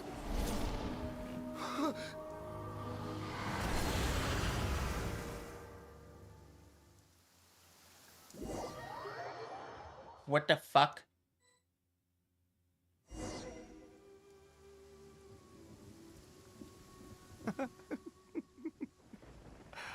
I see. I understand now. Finally, it all makes sense.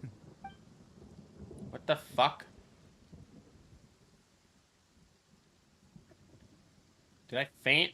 Take off his mask, but then... Ah, traveler, you're awake. Finally, we can rejoice together. Wait, no.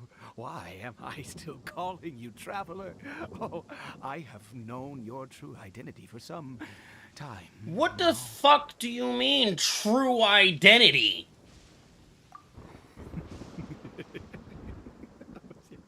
I suspected it was you from the beginning. I had to talk to you to be sure. I've never met you? Oh, of course you haven't. With your status, you can hardly be expected to know all of us. I'm sorry? In any case, I've been using a fake name this entire time. Ida is the name of a servant I once had. Can you please tell me that he is... Don't tell me he's a Fatui Harbinger in disguise. My real name is Clotar. Okay. Clotar Alberic. Oh, God. You started this shit, didn't you? You saw it too, didn't you? Unmistakable, the power inside Cory Bear and the power of the one you call a sinner. It was one and the same. I am positive now. It's the power of the abyss, isn't it? Oh, at long last, I have seen it with my own eyes. What happened? That is no business of yours. Yo, bitch. A sinner. Yes. Salvation for a sinner can only come from a sinner. Carabert did not deserve his fate, but now it's wonderful. He will be able to weave his own destiny anew. Born into abject sorrow, he shall now become the loom of fate. What? You're right about this being from the Abyss, but the Abyss is sinister and dangerous. Huh? Sinister? Dangerous? Oh, I never imagined that you, of all people, would deny the Abyss. Yeah, you talking to the wrong How sibling. ridiculous. Yeah, you talking to the wrong sibling. We once believed that you would bring new strength and hope to Conria. What? To us, you were the Abyss. A wondrous mystery far beyond our imagination and comprehension. And the one who controls the Abyss can control everything. We yearned for that future. We looked to you to take us there. But what did you bring us instead? Oh, Princess of Conria.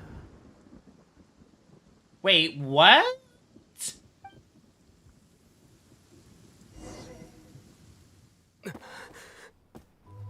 Why did he just call me?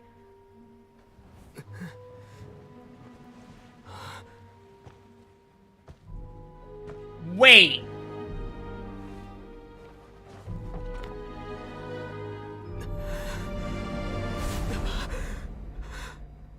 Why the fuck am I Lumine now?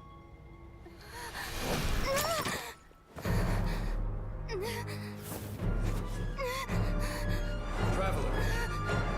Hey, Traveler. Traveler.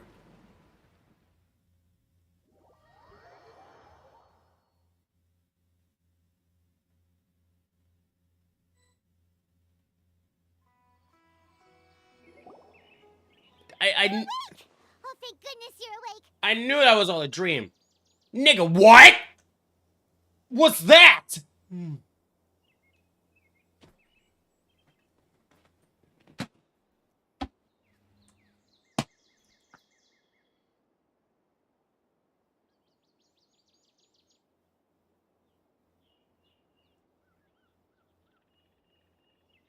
Y'all bitches can wait. I'm talking about these two. What the fuck was that?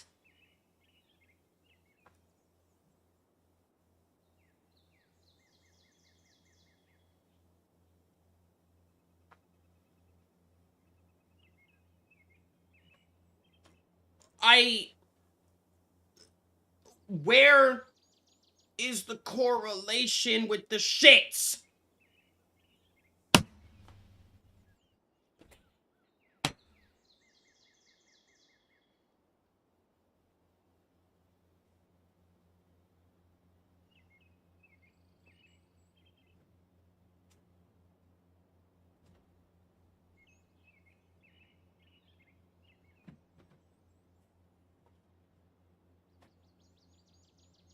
What the fuck?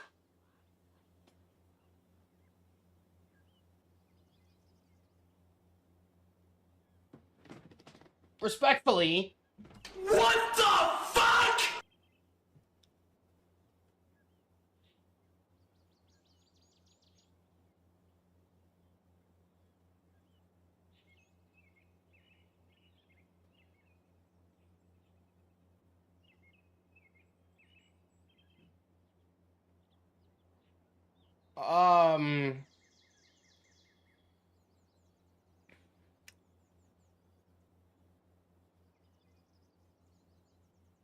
I should have expected that he...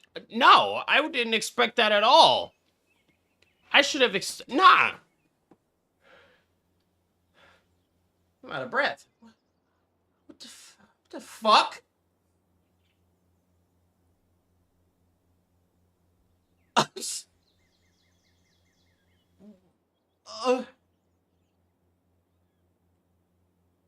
I am so confused.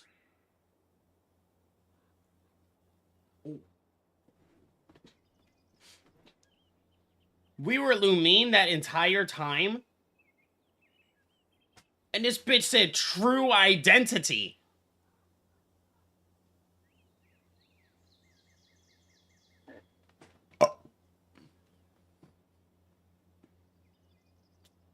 What the fuck? Alright, this bitch has been staring at me for like 4 minutes. Paimon was worried sick! Traveler? Traveler?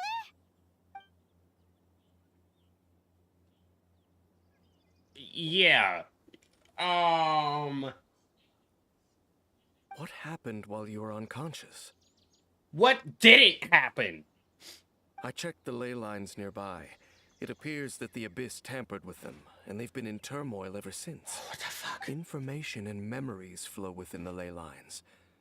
What did you witness? The founder of the Abyss Order, Alberic. What happened to him? You mean Clotar Alberich? Yes. After founding the Abyss Order, his faith in the Abyss led him to do a great many things. But the curse of immortality continued to torment his body and mind. And in the end, neither his faith nor the Abyss he worshipped could save him. After 100 years, he lost his mind completely and was never seen again. Yet his dark legacy lived on. The defiled statue that we encountered previously was just one perverse product of his use of abyssal power during his life. And despite that, my sister ultimately sided with him, didn't she? You could say that. She wouldn't be the Abyss Order's princess otherwise. Are you alright? You have a troubled look on your face. What happened? I have a story to tell you. You words send DAINSLEF deep into thought. So you saw her memories from centuries ago, through your own eyes. It all but defies belief. Still, as I'd suspected, the notion of the Loom of Fate did indeed rear its head during that time. And it seems closely connected to Clotar Alberich's son, Caribert, and what happened to him. And yet your sister never breathed a word of this incident to me. I wonder, was that the moment that she decided to go down this path? I also wish that I could know what she thought about all of this. But one thing is clear. This was not a happy memory. Indeed. Clearly, this series of events sparked a long period of deep contemplation. This was where it all began. I almost forgot. It's something I need to check. What is it? I need to know what lies buried in this field. The field? What does that have to do with anything? Oh, it has a lot. You mean here? Well, let's start digging and see. Discover what is buried in the field. You scared the Duke out of Paimon! Okay. Did you rebury them yet? We're done. You can open... Wait, what? A male and female skeleton. Oh. Buried together. Okay. Interestingly, the male skeleton appears to have been interred much later. And it's holding a silk scarf in its hand. That would But be... what does this mean? And how did you know that there were bodies buried here? Think that bones of the man belong to Clotar Alberic. What? That's impossible. Unless Clotar Alberich finally found a way to rid himself of the curse. Maybe he did. This all raises far too many questions. I need time to think. Oh, God. And to search my memories for some missing pieces. Well, this is where we We say should goodbye. part ways here. Yeah. Well, that was fast. Huh? You're just gonna leave? Why? You could come with us, you know? Nah. It's better that we split up for now. I think that he might have seen you. I'm sorry? Who's he? The voice that I heard inside my head? Yes. I have my suspicions as to his identity, but I need to confirm some other details before I can be sure. You can't just tell us your suspicions. If the time is right, I will tell you when we next meet. Like, just answer my question, why don't you, asswipe? What's good, Kriggs? How you doing? But what do you mean that he saw the Traveler? How is that possible? It's just a memory. It all happened hundreds of years in the past. I fear that while these things would limit anyone else, they are no obstacle to him. What? Why? What is he? A sinner. Sick as fuck, can't stream today. Oh, I'm sorry. All right, let's leave it there. Get some rest. Goodbye. Well, see you in fucking like 2 months, Dane. There goes Dane. And just like that, it's back to being the two of us again, huh? One more thing. Can give you a video currently grinding into myself. One more thing. What is it? Oh, fuck you. Fuck you. I'm not saying it, but he can. Huh? The fuck? Was that supposed to be a hug? That was terrible. Well, that was fast. That was a really odd hug.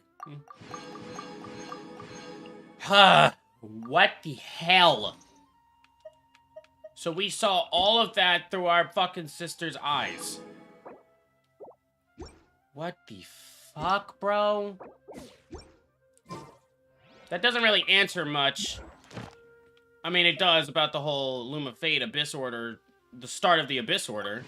So that does answer that. Now it's story quest time. Not that I care for this shit or this bitch, because she sucks. What the fuck? The world's filled with those who would oppose fate, while the ones who understand fate smiles faintly down. If the one who weaves fate may be born, then let the one who witnesses fate see it all. Dude, every one of these sentences says fate in it. I just noticed that. Alright, Manticora. Mercenaries ought to find themselves traveling through the desert, blazing sun, forging their tough characters, sandstorms, hammering, and resolve. Flame Maid, as she is named, never disappoints, and does not forsake her grip on her weapon no matter what riches or fame. All know her to be valiant and bold, but only after a drink or many will she confide some as yet unresolved melancholy to her friends. Alright, what is this drunk bitch about to tell me? Are for now, but friends Are forever. I love you, Mia. I appreciate the, sorry, I was so wrapped in that shit. Oh, what the fuck, man? Every time this man is on screen, some bullshit happens. Woo, what the fuck, DAINSLEF?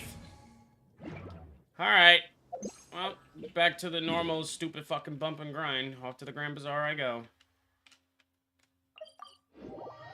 Oh, wow. That all was very unexpected. And no, we still didn't see what a hilichurl looks like. I'm very upset by that. I actually really wanted to. And he didn't even explain what happened to him. Also, a man and woman buried there? Who the fuck was the woman? I was trying to remember. What else did we put on our shopping list? Since when do we have a shopping list? Oh, what a mouth-watering smell. Paimon would know the aroma of biryani anywhere. Let's go get some. No. We can still add it to the list. No. Stop being well, fat. If it isn't the Traveler and Paimon. Yay. Wasn't expecting to see you here. What's up, you fucking lesbians? Hello there. Oh, it's been quite a while. That's it has. Huh. So you two are still hanging out together. Why wouldn't they be? Yeah. Didn't you say last time that you were gonna head back to the desert? This bitch is always next to her. I said I was going to resign from being her bodyguard. Not that our friendship was over. Uh-huh. We're still the best of friends. Yeah, you're more than friends. Let's be real. The Homayanis also still post jobs from time to time. Their pay is always generous, so me and the other mercs never pass them up. I bet. I told Dia to just stay at our place when she took one of those jobs a few days ago. My parents were delighted. They even said that it always felt like we were missing someone whenever Dia wasn't around. Yeah, I bet. That sounds like something they would say, all right. They're always so welcoming. I'm very upset with you. And it's not even your fault. It's your creators. The fact that you make a dope-looking character from the fucking jump, when Sumeru was first ever even talked about and shown all the characters. Show your ass, you're finally here, and you fucking suck. I don't get it. I just don't. I really just don't get it. They knew she was a fan favorite, and they did her ass dirty. It's hilarious. But hey, at least it gives me like 2 months or a month and a half to fucking save. Anyway, the job is already taken care of, so I was gonna head back to the brigade as soon as I finished a little shopping. But the master kept insisting, and I ended up staying for another day. You can stay for as many days as you want, Dia. Father hasn't even gotten around to treating you to his best dishes yet. Uh-huh. You know I'm not the kind of person to stay put in one place like that, my lady. Now, why do you kill... Don't worry, though. There'll always be next time. She ain't your lady no more, so why are you still calling her that? What? She said they'll treat you to the best dishes! I can't believe you can still refuse that! Not everybody's as fat as you, bitch. But wait. Didn't you say last time that you would take me on a trip to the desert? That she Why don't you hasn't. just take me with you today, when you leave. There are so many places I still haven't visited yet. Bitch, it's a desert. There's not that much to see besides sand. I'm sorry, my lady, but no can do. There's still a few things I need to take care of back at the brigade. Besides, the desert hasn't exactly been the most peaceful place lately. When is the desert ever peaceful besides hot and cold? When is a desert anything but hot and hot or cold in the day or night? Like, what? Oh, come on. Not this again. That's also what you said last time and the time before that. I know, I'm sorry. Just give me some more time, and I promise I'll plan the best trip ever for you. Oh, my lord. All right, fine. To be perfectly honest, it's not that I wanted to go, it's more like... I feel like something is off about you lately. Ever since you first set foot on the estate a few days ago, you've been acting anxious and even paranoid. I love that they want to just call all this shit out only when it's in front of us. They always do this. Have you been delaying our trip because you've run into some kind of trouble? Knowing her, yeah. Nah, are you kidding? Yeah, okay. You're worrying too much. Yeah, because I believe that. Would you swear on that? Friends shouldn't lie to each other, you know.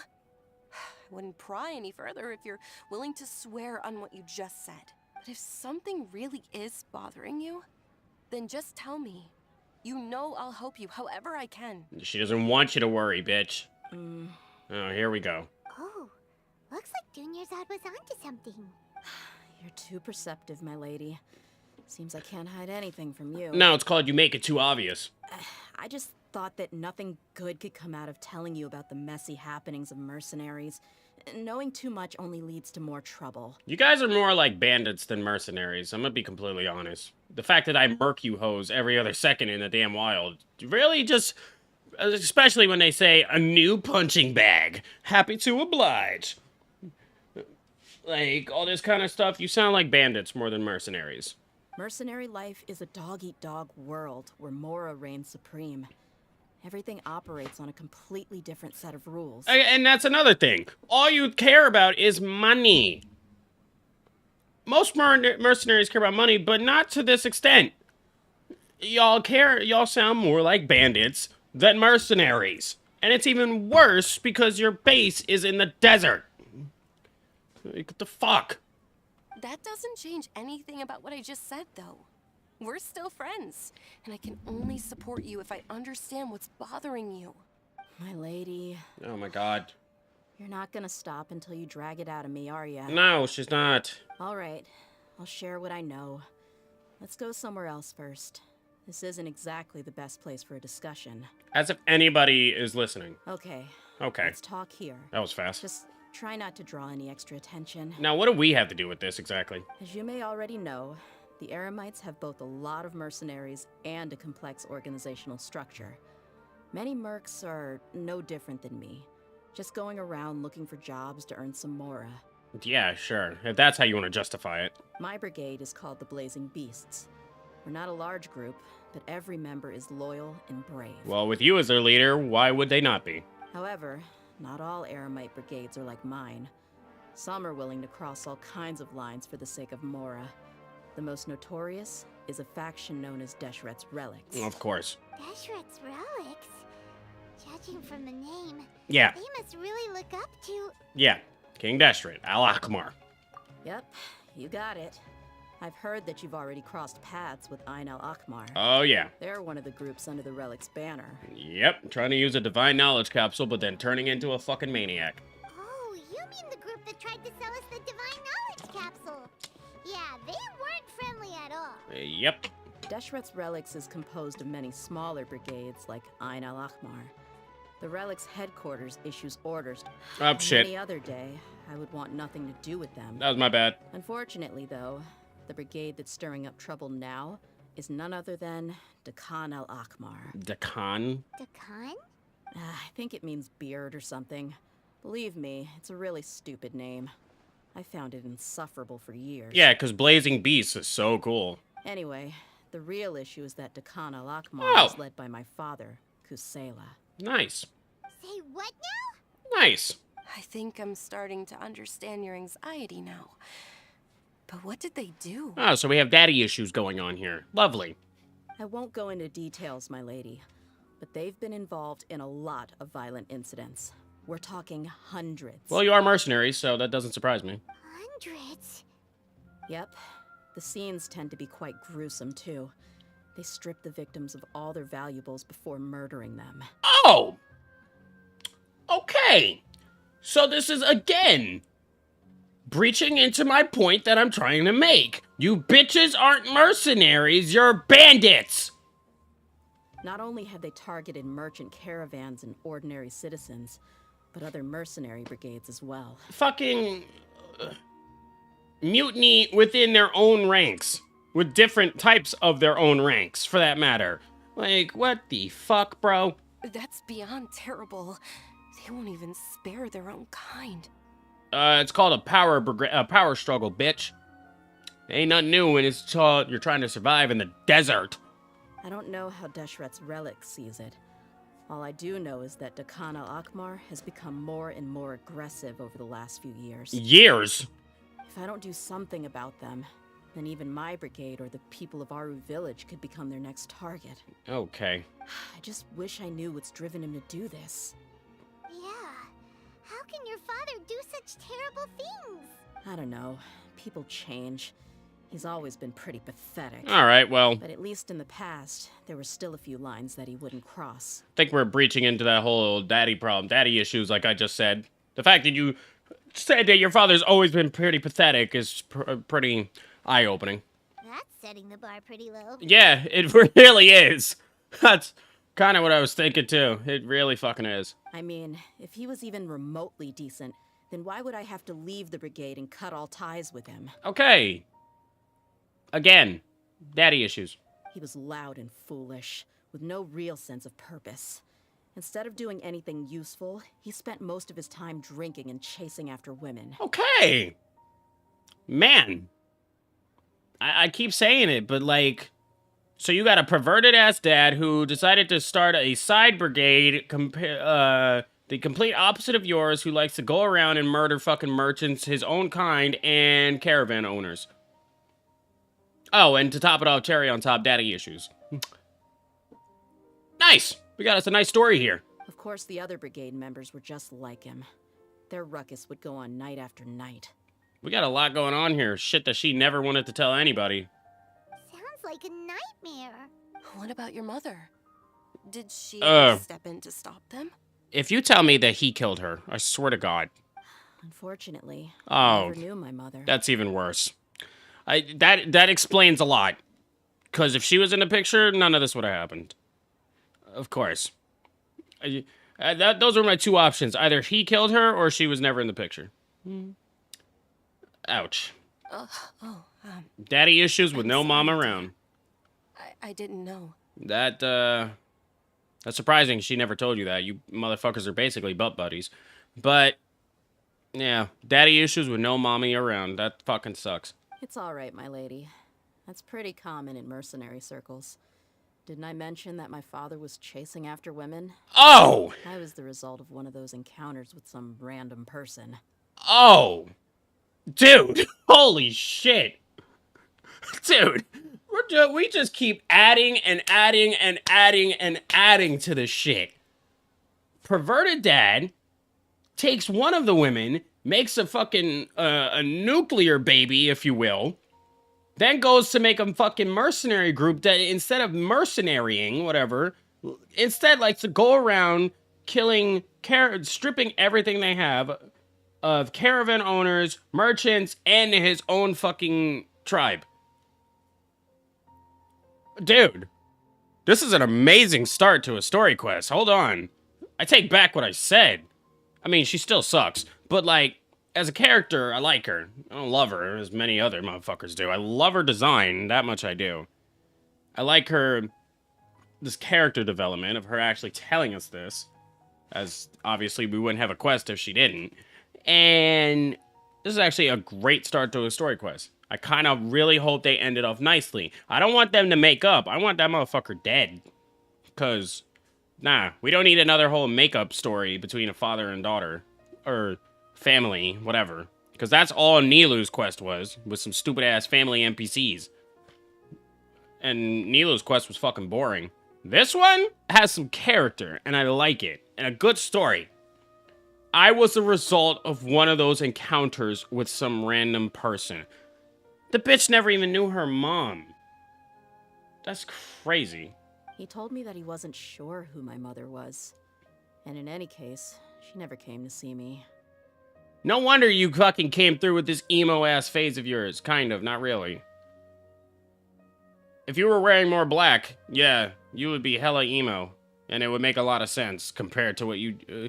to align with all the stuff you just told us. Shit. He'd say, you'll be fine as long as you remember to stick with Dad. But even then, he left most of the parenting to the brigade. The one thing I do remember is that he used to tell me stories. But the problem was that he had terrible taste. He only knew a few stories, and even those tended to be pretty stale. Yeah, he's... wow. There were tales of desert warriors defeating dragons in the forest, or stories of mercenaries rescuing princesses from rebel armies. Yeah, sure. Sounds like your typical fairy tales. And lies. More or less, yeah. They were interesting maybe the first or second time around. Alright. But after about 20 repeats, it started to get a little dull. It's sad that you had to keep count. That's really sad. He seemed to think those stories were the best things ever, though. He was so into them that I he can't called wait. the whole brigade over and make them perform the whole thing as a play. Oh my god. I cannot wait to see what this jagoff looks like. Even the toys he gave me would all be story props. I'd get helmets, shields, and toy swords. It was only much later when I realized that the shows were more for him than they ever were for me. Oh god. What an interesting guy. Don't be... It doesn't sound like he had all bad intentions. Ether, what? The man's going around killing people. Explain where the lack of bad intentions is coming from in your mind. Yeah, I've always found him pretty childish. But that was something I could just shrug off. I had no reason to despise him. Until now. Until I grew up and learned the true face of Deshret's relics for myself. Of course, let it be the goddamn followers of the goddamn king who supposedly caused a lot of trouble. Trouble. Like bringing Elazar, basically dragon cancer, because that's what it looks like. Grayscale, if you will. Fucking dark gray scales on everyone's body. He caused that shit. Let it be the followers of that, the remnants of it, if you will. Since we snuffed all of them out and made them see the light. Let it be the fucking still followers to this day of that dickhead king. To cause all this trouble now. This is the same shit that happened with the Akasha. We shut down the Akasha, and some people somehow still were able to use it. 2 people, for that matter. In Al-Haytham's quest and Nahida's quest. 2 people still able to use it, and basically make hive minds out of both. Man, that's fucking wild. Both Al-Haytham and Nahida both dealt with 2 motherfuckers that made hive minds with the fucking technology that was supposedly shut down. Huh. They didn't have much creativity with that, did they? Kind of just thought about that. But yeah, back to this. Yeah, leave it to these jackass followers to cause all this trouble. Looting, blackmail, violence, and fraud. They not only accepted such heinous acts, they would even openly boast about them. No one in the brigade was any kind of hero. Instead, my father and his cronies were more like the bad guys that needed to be taken down. Yeah. Did they really think that as long as they didn't do any of that stuff right in front of me, I would never know? I think I can understand your feelings. The difference between perception and reality must have hit hard. Yeah. Yeah, but don't worry, my lady. It's all water under the bridge to me now. I had a huge argument with my father and left that place behind for good. Doesn't sound like water I'm under the not bridge to me. investigating them due to any bitter feelings I still have towards my father. I just want to protect those that are close to me. I don't believe that first sentence at all. This is pure and prime daddy issues that need to be fucking resolved. Clearly, in your adult state. I just want to protect those that are close to me. Well, obviously. Just want to find out why they suddenly started causing so much trouble. I Much told more. the boys to gather as much information as they could. Whew. Most of the reports concern violent incidents, but there's also some talk of smuggling. I see. But isn't this investigation incredibly dangerous? Isn't that basically It her is, job? But every mercenary lives life on the edge. It's a lifestyle that I enjoy. Oh, so you enjoy almost putting your arm on the line too, like fucking Rahman was about to cut off. Is that part of the damn lifestyle you enjoy, bitch? You fucking on the edge having ass hoe? That may be true, but it'll be impossible for those who care about you not to worry. Yeah, like I just said. Imagine how much this bitch would have worried if your arm was gone. How would you have explained that then, bitch? Well, now you get why I didn't want to share any of this with you. Well, if you didn't, we wouldn't have a good-ass story quest, now would we? What should we do? They both have valid concerns. Well, I'll go back with the desert. To the desert. But there's no need for you to get caught up in this mess, too. Hun, you literally grabbed us to the side. I mean, we basically willingly walked over here and listened to your whole fucking cock and spiel about your daddy issues. So we basically are entwined in this now, too. Well, he's super tough, so if he went into the desert with you, then Paimon bets the problem will be solved in no time. Yeah, like it always is. I'm inclined to agree. I'd feel a lot more at ease if you took him along to help. Yeah, because we always get fucking entangled in everything in this goddamn game. I'll wait for news from you in the city until then. Please, stay safe. I'm honored that you care so much for me, my lady. You guys are bosom buddies, why would she not? All right, then let's get moving. Our first stop will be Caravan Rebuy, where we can catch up a bit with my fellow mercs. Alright. This is a hell of a start. Shit. Lion's blood. I kind of hope there's another Act 2 to this, because this is a good start. Please be careful. I'll stay in the city and wait for news from you. Just don't do anything reckless, all right? Why are you saying that to us? You should maybe be saying that to your butt buddy Dia over here. Why can't I pet the dog? I want to pet the dog. You're not selling anything, are you? I don't care about TCG. I want to pet the dog. Oh, man. That was a lot. And that's just the start.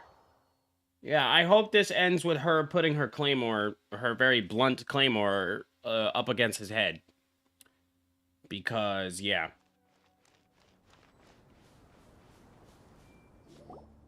Hey, Dia, you're back. Are these two friends of yours? Oh, yeah, we never met the Blazing Beast motherfuckers. I'd trust Dia with my well, I don't know about all that. Pleasure to meet you. Likewise. There's no need to be so formal with us. We're a pretty casual crew. Yeah, I bet. Anyway, since we've got a newcomer, let me fill you in on what the Khan al-Akhmar's been up to lately. They've become extremely aggressive.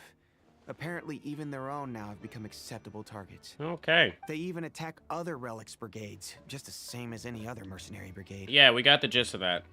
Oh. Even the most ferocious beasts still protect their own. But it sounds like they've thrown that straight to the wind. Yeah. That's right. Once they've collected enough loot off the other mercenaries, they sell it off to a different brigade, or turn to merchants on the black market. Oh, Dory. A portion of their profits is immediately exchanged for more food and weaponry to be used in their next violent operation. That's terrible! It's getting pretty dark. Yeah, and it really makes you wonder why they're so desperate for Mora. A few days ago, Isham and I trailed them for a while, and even disguised ourselves as merchants to conduct trade with them. we were able to learn a few things from the exchange. Rather than saying they're out to plunder and hoard Mora, it'd probably be more accurate to say that they're experiencing an internal power struggle. No shit. Why else would they be killing each other? Wait, a power struggle? I thought that was maybe kind of obvious. You heard me right. The vast majority of their victims are mercenaries from the other brigades of Deshret's relics. Yeah, you said that already. If their only goal was Mora, they could have gone after anybody. The targeted nature of their attacks points to a power struggle between the different brigades within the relics. That's the only plausible explanation we have. Okay, so we got a power struggle between the same kind of teams, and it seems like Dakan al-Akmar is the whole team, but Dakan al-Akmar is the team, and brigades inside of the team are in a power struggle fight between each other, basically survival of the goddamn fittest, and they're murdering each other to see who the fuck survives. Unfortunately, we weren't able to find out anything more specific. Sounds about right. It seems what I just they're said. Also trying to keep things under wraps. Not enough, it seems. Oh, one last thing we discovered was that over the past few years, as Dakan al-Akmar became more and more active, Deshret's relics as a whole became a lot weaker. Uh-huh. They were able to cause so much damage that somehow makes things even more confusing. It sounds mighty strange to me, too. Harun, you can leave the rest of the investigation to us. Gotta say, though, I didn't expect you to go on a whole undercover mission during the few days I was gone. Sounds like you were really putting your necks on the line, no? Nah, it was nothing. We're just as concerned about the situation as you are. The Dakan al-Akmar is your father's crew, after all. What he said. Besides, Dia, haven't you done more dangerous things than all of us combined? What we did is nothing compared to your experiences. Yeah. And while they went to talk with Dakan al-Akmar, I took a look at the last camp they attacked. Any survivors of the attack were already long gone. There was nothing of value left in the camp. Uh-huh. Ah, Hisham and Khalaf. You're here too. We rushed over as soon as we saw you come into Caravan Rebat. Although this new friend of yours looks a little green behind the ears, I'm sensing a special vibe from him. I'm confused on why the hell she hasn't told her whole crew about us. Now that we know you'll have a capable partner with you, we can also rest easy. Uh-huh. Hey, what about Paimon? Feel anything special? No. Oh, you're also planning to tag along with them? Exactly. Of course! Paimon is the traveler's most important guide. Wherever he goes, Paimon will follow. I really wish you didn't. Oh. In that case, then you'd better take care of her too, Dia. You don't have to. She can die, honestly. Don't underestimate Paimon! There's nothing to underestimate. You don't do anything! Don't worry about her. She may look tiny and helpless, but she's been through just as many battles as the Traveler here. Who the fuck? Whose side is you on, bitch? This hoe does nothing! You don't travel with her like I do! The fuck? The nerve! Even if she had only survived on sheer luck, then that alone would still make her quite formidable. Fuck you bitches! Both of you! I had no idea. No! I guess I shouldn't judge by appearances. No, you can! You certainly can! This one you can! Fuck this hoe! Oh, one other thing, Dia. Ugh. Free, why don't you update the deputy about your upcoming schedule? Like, bitch! Fucking bitches! Oh my god.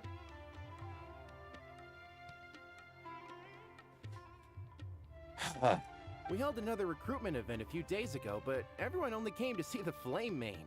You weren't around at the time, so people were pretty disappointed to only find our crew of rough, unkempt guys. The deputy put a lot of effort into the event, but it was basically for nothing. Only a few people chose to stay, and that really got to him. Sorry to hear that. I'll be sure to bring him some great liquor next time.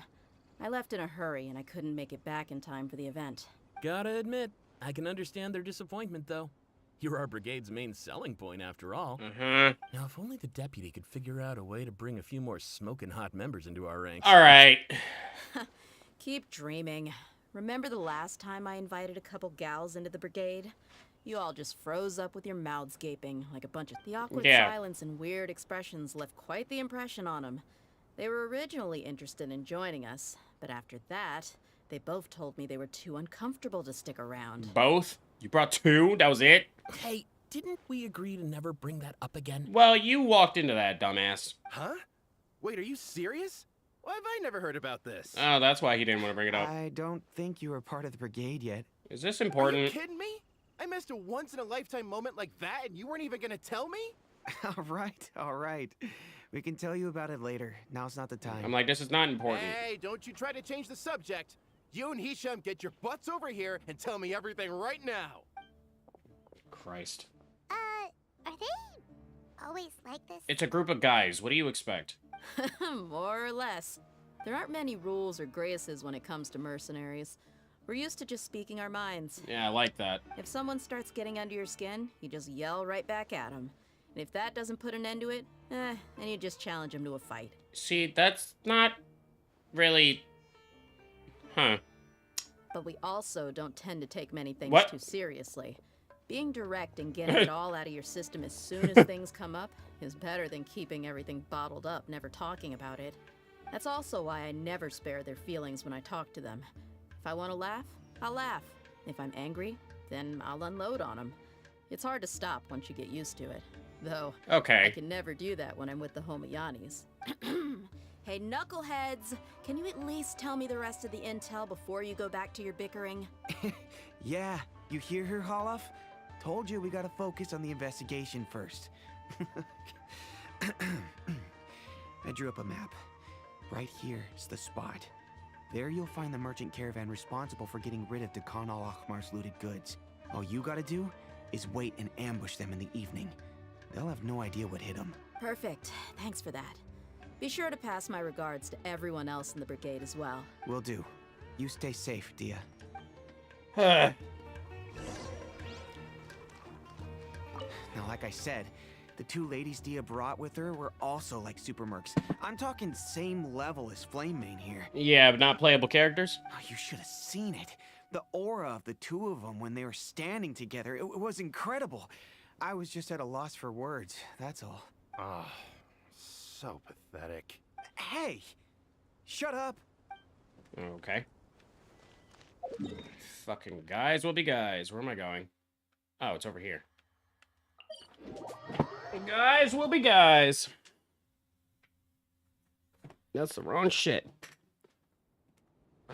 My fucking chair. I gotta look into my chair. Wait for your moment. I'm gonna make it a little darker because the fucking lighting is killing me right now. A little more. Beautiful. That works for me.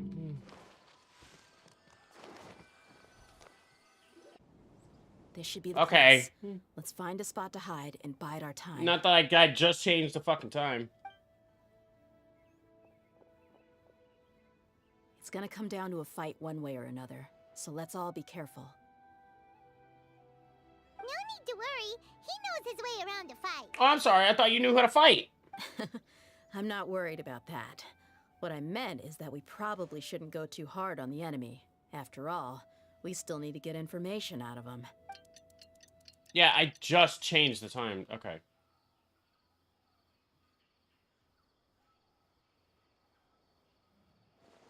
Ah, here they come. You ready? Let's not give them a chance to react and end this quickly. Yeah, and you know what I'm not gonna use? You. Yeah, no. Not happening. Fuck that noise. Shine down! All you bitches. Fuck you. Do this. And you're dead. All you hoes are dead. Good shit, Yelan.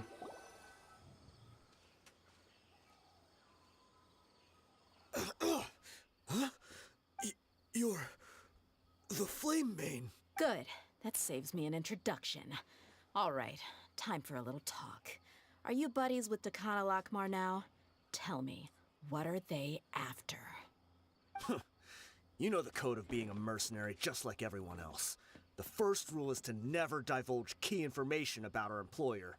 What makes you think I'd talk? That might have worked on an amateur, but I know you're just looking to protect your reputation. Think about it, though. What's your reputation worth if you won't have the other tools you need to succeed in this line of work? Tools like, I don't know, your limbs or eyes. Okay. You've got 5 seconds. You might want to think twice about how much your employer's information is worth to you. Okay. Whoa! It's alright. She knows what she's doing. I'm not joking around. We can do this the easy way or the painful way. Yeah, bitch! 2 seconds. I'll save you the trouble. Did he just... Did he? Are you crazy? Did he just... He tried to bite off his own tongue. Quick, search the area for any first aid supplies. What the fuck? The bleeding inside her mouth is brought under control. What? I definitely didn't expect him to go that far. Thankfully, the wound wasn't too deep. What the He hell? just passed out from the pain. I thought he... I really thought he just... I really thought he just ended himself. But why would he be so extreme? Did you not hear the story of how dumb this fucking... how violent this crew is? This is nothing. They're all homicidal maniacs. I just wanted to test his mettle. You can get a lot of mercenaries to talk just by threatening them. You know, you try way too hard to be hard on the outside when you are just way too sweet on the inside, honey. You could thank Dunyazard for that. I didn't expect him to be willing to go through so much pain just to deny us some intel. Well, when you're that fucking strong of a follower, you won't divulge anything. Well, he's out cold for now. We could wait for him to wake up, but maybe it's not a good idea to interrogate him any further. What should we do? You know, for a passed out person, you wouldn't think he'd be moving. Because he's moving right now. Yeah, don't worry about it. It'll be a waste of time to interrogate him again after that. What's He good, might just hurt though? himself again if we start asking. What's good, VO? How you doing? There are lots of goods around here. Let's search the area. Maybe we'll be able to find something. I'm really sorry. No, bitch. You're the one that wanted to go that far to threaten to break the man's legs and eyes, and now you're saying sorry because he bit his own tongue off? No. Hey, it's either you're a mercenary or you're not. Make up your mind. How you I'm doing, bro. I'm doing good, bro. How you doing? He's not gravely injured and will probably wake up soon. Should be okay to leave him here for a while. Fucking dumbass. Some weapons in a box, as well as a bunch of medicine. It seems like is really up to no good. Medicine and weapons. Lots of daily necessities, food and water. Pokemon Unite was fun. Yes, it was. I'm sorry I left, because I was just rather annoyed. You're very welcome. Paper with a bunch of names on it. Maybe it's a record of something. Let me take a look. If this really is a merchant caravan, they should have a record of their transactions. Yep, I see an entry for Dakana Lakmar right here. Kusela, Idrisi, Bashar, and Takriti. These names. All familiar names. Dakana Lakmar has been trading for a hefty supply of food, weapons, and medicine. It seems that in the past, they used to receive some canned knowledge as well. Of course. Hell yeah, I'm down to play again, brother. This caravan is it's just annoying, one but link I'll in play the it. logistics chain. Once in the rainforest, the caravan will exchange the looted goods for Mora, and the funds will then be passed to a specific person. That person will then pack the caravan full of necessary goods, which will then be brought right back to Dakana Lakmar. I swear to God, if that person is Dory. Wait, why is there no Mora value recorded for the final transaction? No value? More, Dory is all about Mora, but I don't think that she would willingly give fucking money or tools to a murderous fucking tirade brigade. Yeah. Every transaction before the last one was marked with an exact amount of Mora, but the final one, where they paid for everything to be brought back to the desert, was simply marked as delivered. Maybe the Mora amounts... Maybe the Mora amounts just happen to cancel each other out. Perhaps. But they couldn't have known how much they would make off selling the loot. Do they not care about profit margins at all? Anyway, the next part's the records of the goods themselves. There are a lot of entries. Everything was probably sourced from the rainforest. Huh? What's wrong? Shazaman Homayani? Oh, shit. Homayani? You mean Dunyarzad's family? Oh, shit. I did not expect that. Could it just be another family with the same last name? Oh, shit. I'd be surprised to find someone with the exact same first and last name. Shahzaman Homayani is Dunyarzad's father. Oh, and God. the head of the Homayani family. Oh, no. Just what the heck is going on here? Calm it down. Let's analyze first. Let's say Homayani's is the family of the daughter that Dia bodyguarded for the majority of our time in Sumeru, and for a while. So now it seems like they are the ones providing for this murderous brigade that's going around killing merchants, their own kind, and caravan owners. Huh. The story just gets better and better. I'm sorry. You're right. I'll consider what we found and not jump to conclusions just yet. Yeah, let's But see. what this piece of paper confirms is that the Homayani family has been providing goods to Dakan al-Akmar. That it does. What if the Homayanis have been kept in the dark and don't know they've been trading with Dakan al-Akmar? Akmar. That's a possibility. But if that was the case, why is this caravan specifically named Shahzaman as their person of contact? They could have just as easily bought goods such as food and medicine directly from Caravan Ribat or Port Ormos.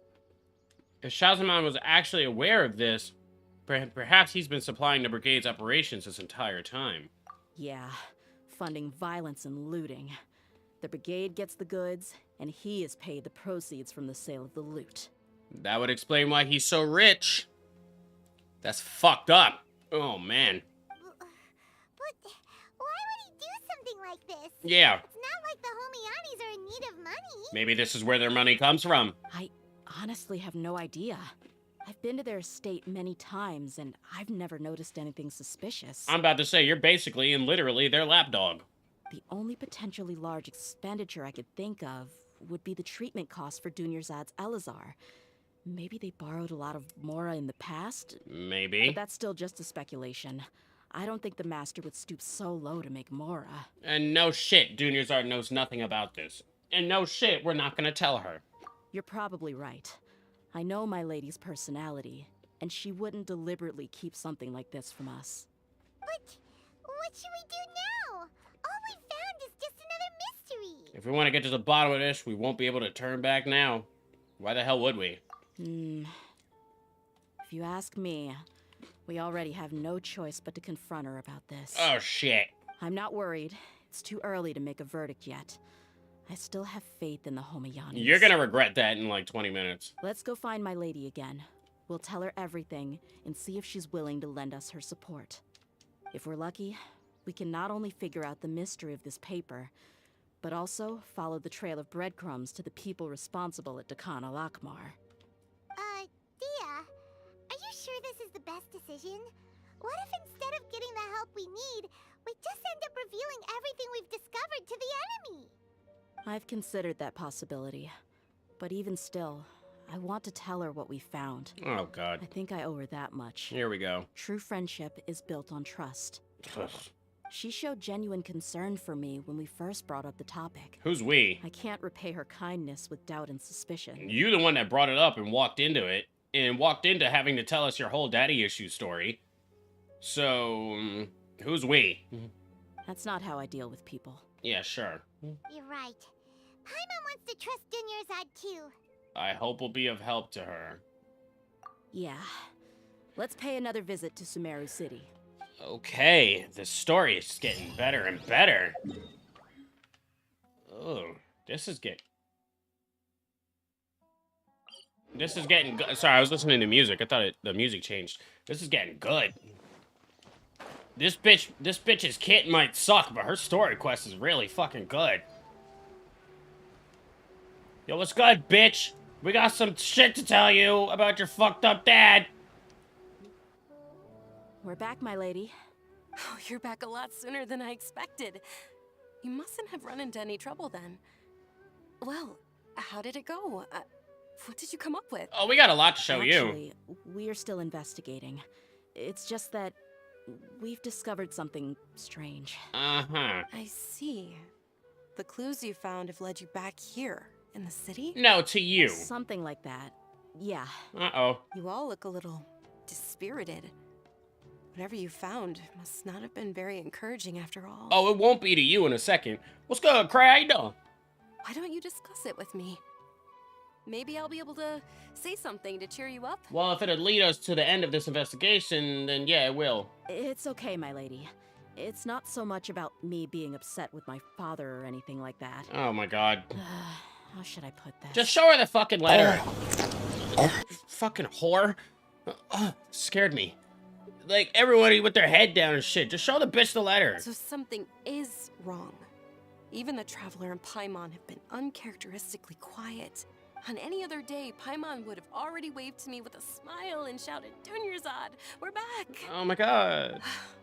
So tell me, what happened? Well? If you bitches don't just show her the letter. My lady, please prepare yourself for what we're going to tell you next. It concerns the Master. The Master? You mean my father? Uh-oh.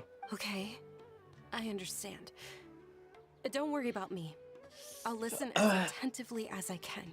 Okay, I'll give Cray, specifically, a little synopsis on what's happening.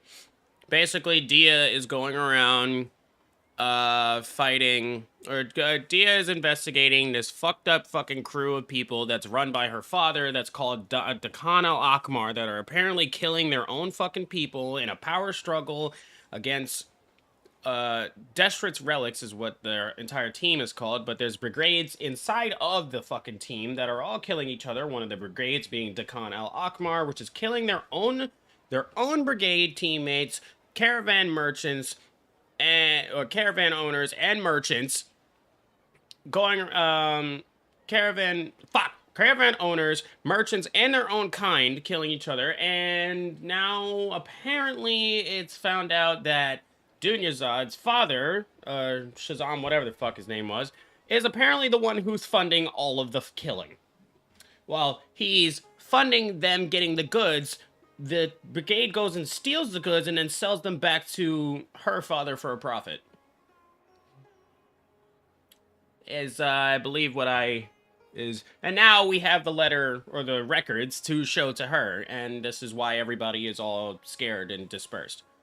And here we go. Managed to explain the results of the investigation. My father has been supplying goods to Dakan al-Akmar? That he has. Yeah, it makes as little sense to us as it does to you. Yeah. I've never doubted the Master's integrity, so I'm having a real hard time rationalizing how he could ever support an infamous brigade like them. Oh yeah, all the brigades are mercenaries like Dia. But this brigade specifically, Al-Akmar, is going around murdering people. Maybe he's not actually aware of the full story and just stumbled into the deal by accident. Alright, can you stop trying to give him the benefit of the doubt? The dude's an asshole. Like, come on. Feels very unlikely. I can't help but agree with the Traveler. I am the Traveler. Of course you can. You feel the same way, Dunyarzad? Oh god, do we have another female with daddy issues? Thank you for sharing all this information with me. Since you've told me everything you know... Oh god. I should also tell you about some doubts that I've been harboring for quite a while. And you didn't tell us that from the jump. Why? In the past, I thought that my father hired a bodyguard for me so that I wouldn't run away and get lost. Uh-huh. However, there are plenty of capable mercenaries in the Corps of 30. Why did my father go out of his way to hire Dia? Because he into that dark chocolate, you know what I'm saying? About that.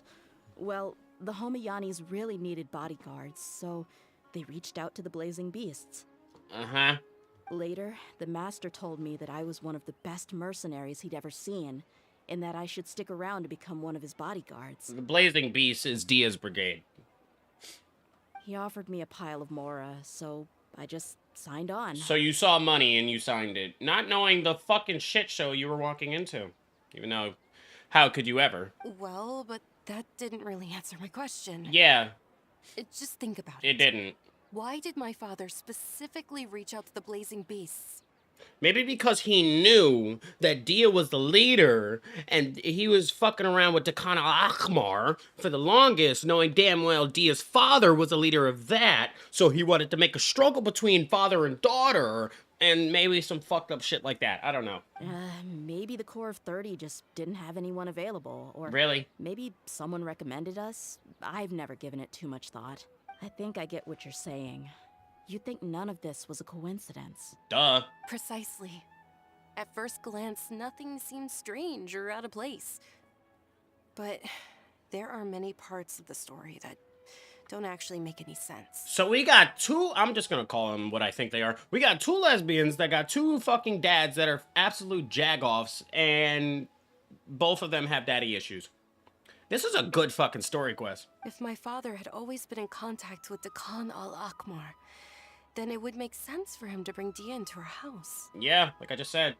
You mean the goal all along was to get Dia to be your bodyguard? No, that's too much of a stretch. I cut all ties with my father a long time ago. He has no control over my life anymore. See, some part of me does not believe that at all. But that still doesn't rule out the possibility that your father has still been trying to influence your life without you knowing. Like what I just said!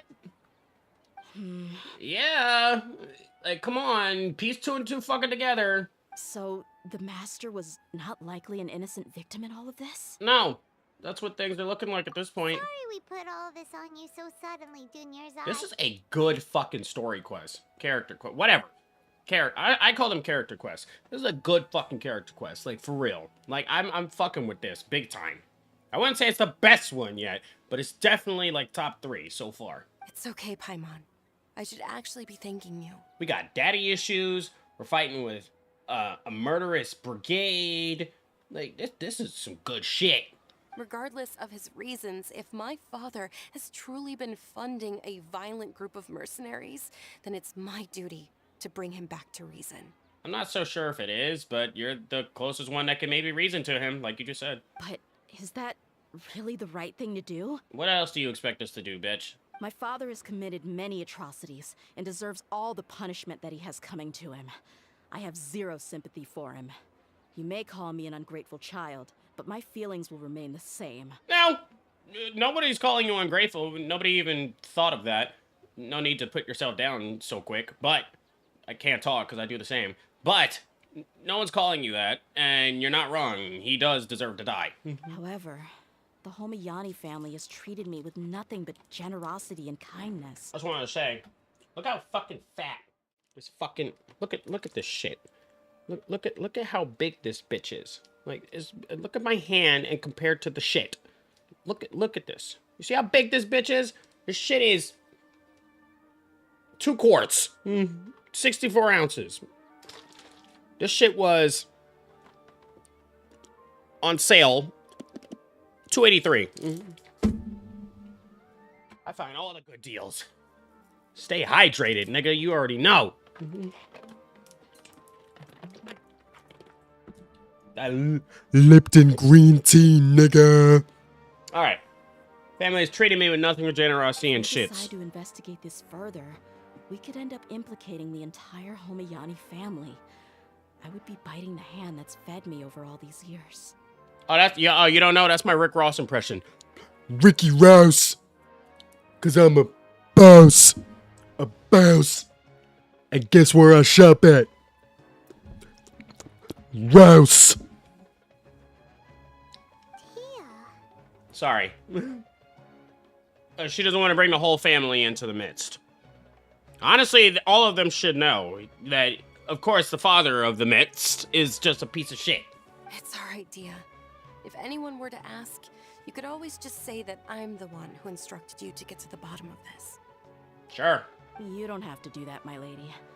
I'm not conflicted because I'm afraid of taking responsibility. Besides, you're the one we should all be worried about right now. I mean, if she's going this far... I had a burp coming. If she's going this far to want to help us more, even after we just told her that her father is a fucking conniving piece of shit, I think that should show you how much confidence the bitch has, and how much confidence she has in you. But I guess you're just too sympathetic right now to not even notice that. Hey, it's still too early to give up hope. What was that thing about friendship again? True friendship's built on fucking trust. Right, yeah, trust. You said that yourself, Dia. point on getting all riled up before we've confirmed all the facts. If your trust hasn't been misplaced, then he probably has many conflicting feelings as well. Thank you, everyone. That makes a lot of sense. I guess I should always remember the trust that I've placed in people. Oh my god. In which case, my lady, could you ask the master to come out and have a chat with us? Oh god. Sure thing. I also hope he'll be able to give us a logical explanation. Oh lord. Let's meet at the usual place then. Usual place? Ah, right. This is not gonna end well. Yeah, we always keep coming back to this goddamn bazaar. Man, this... Oh, wait.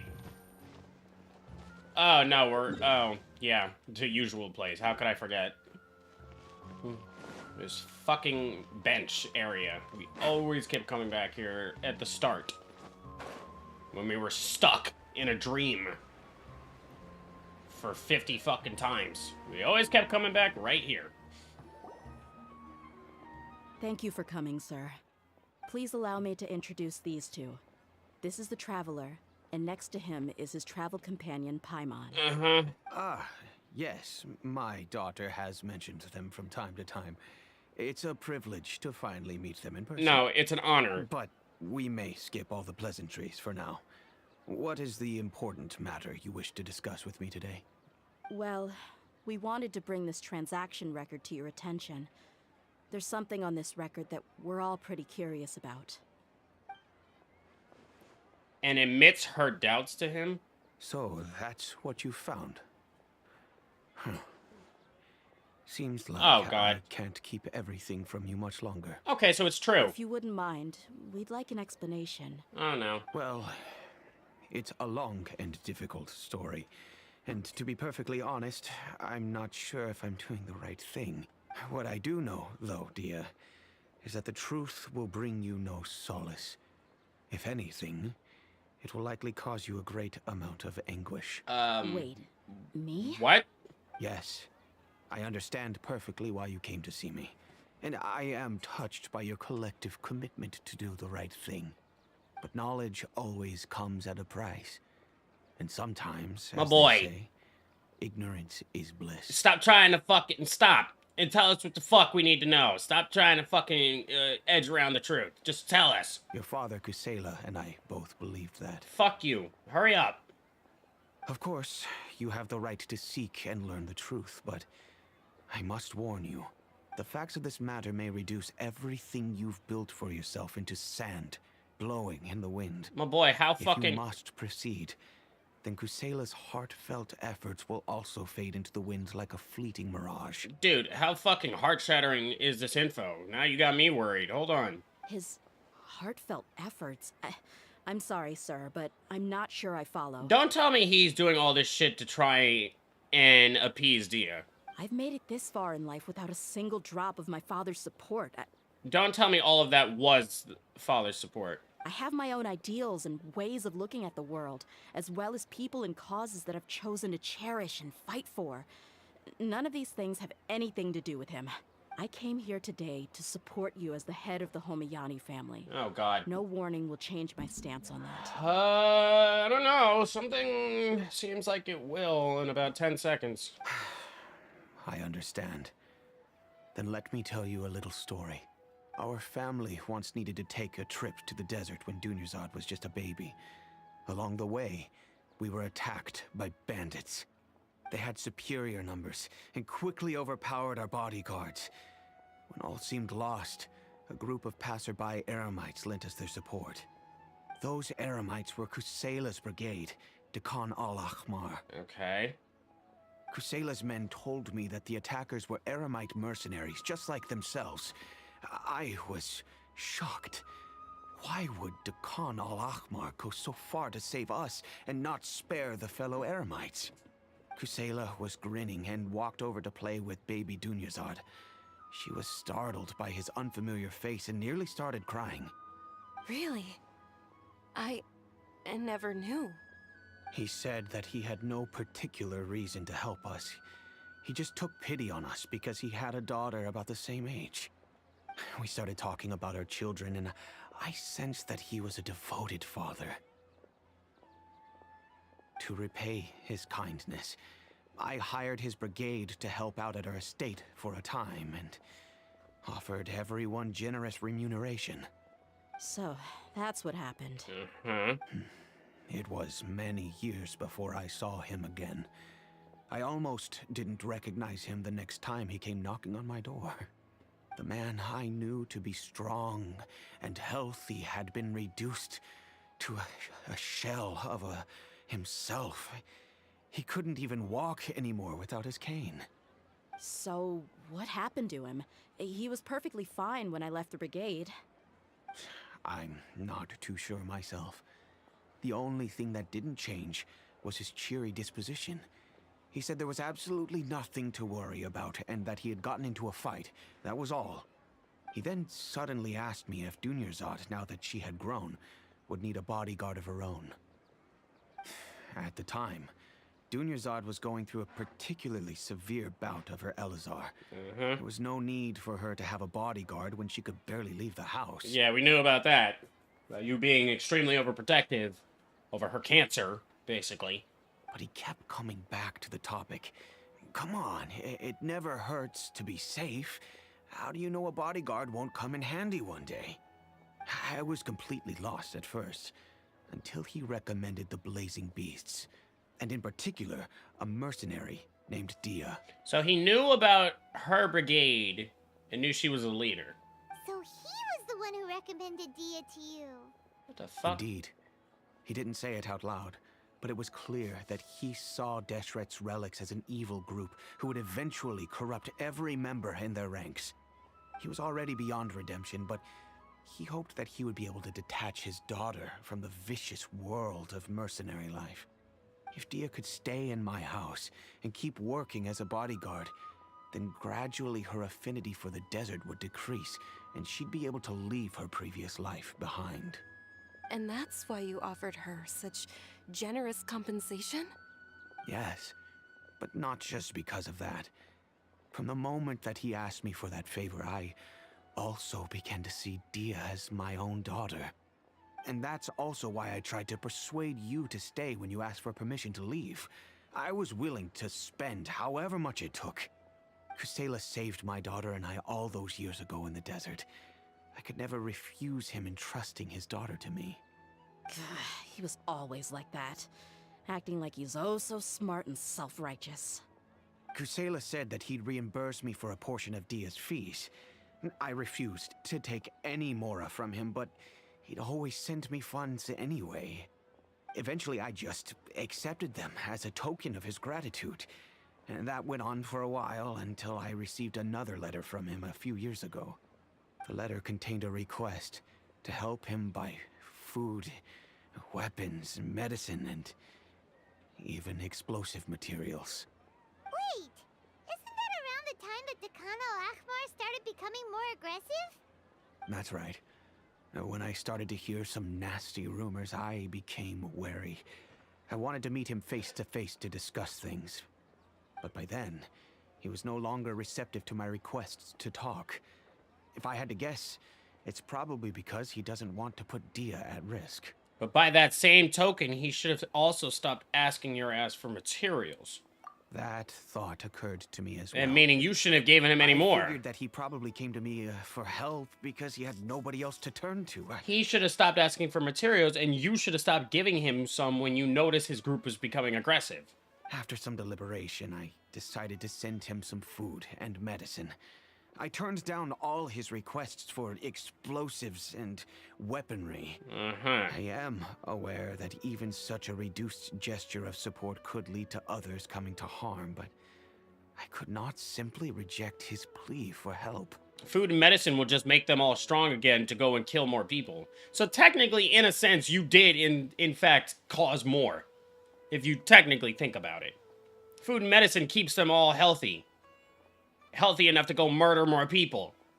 Just because they don't have weapons and explosives doesn't mean they won't find a way. In the end, it probably was the wrong decision. Yeah, it was. I plugged my ears to the rumors and just chose a solution that made me feel least guilty about myself. The guilt will still kill you, you jack off. You still caused some deaths. You still caused some deaths that could have been avoided. If you can, please tell me where he is now. None of the things he's doing right now make any sense if he's just trying to keep me from getting tangled up in his world. Not at all. Yeah. If all he wants to do is steer clear of me, then maybe he shouldn't have brought me into this world in the first place. All right, wow, that's fucking dark. Jesus. That's pretty damn dark, dude. God damn. Oy. You know how many fucking preteens say that in their youth right about now? If you didn't want me anyway, why'd you have me? Stuff like that. Yeah. Oh no. Dia, please don't feel that way. Yeah, that's pretty fucked, man. That is... Woo! Shit! This fucking story quest, character quest is going off. I'm just angry because I can't wrap my head around any of his actions. Maybe there's another way of looking at all this. Can you try to believe in him just one more time? No, I'm not saying that. I mean, he's gonna say it anyway. Just one more time. Another way? I don't know. I knew him, and he was nothing more than a childish brute. I can't understand what's going through his head. Yeah, she's literally... I mean, now looking at her, like, more now, she doesn't really need any more black on her.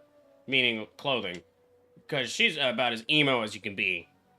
The dark makeup, caring about the dark makeup, the dark-ass clothing, being all grunge, and daddy issues. Couldn't get any more emo than that. But I guess you do have a point. We haven't uncovered the whole truth yet. We still need to figure out his exact actions and reasoning for these last few years. I'll do my best to help.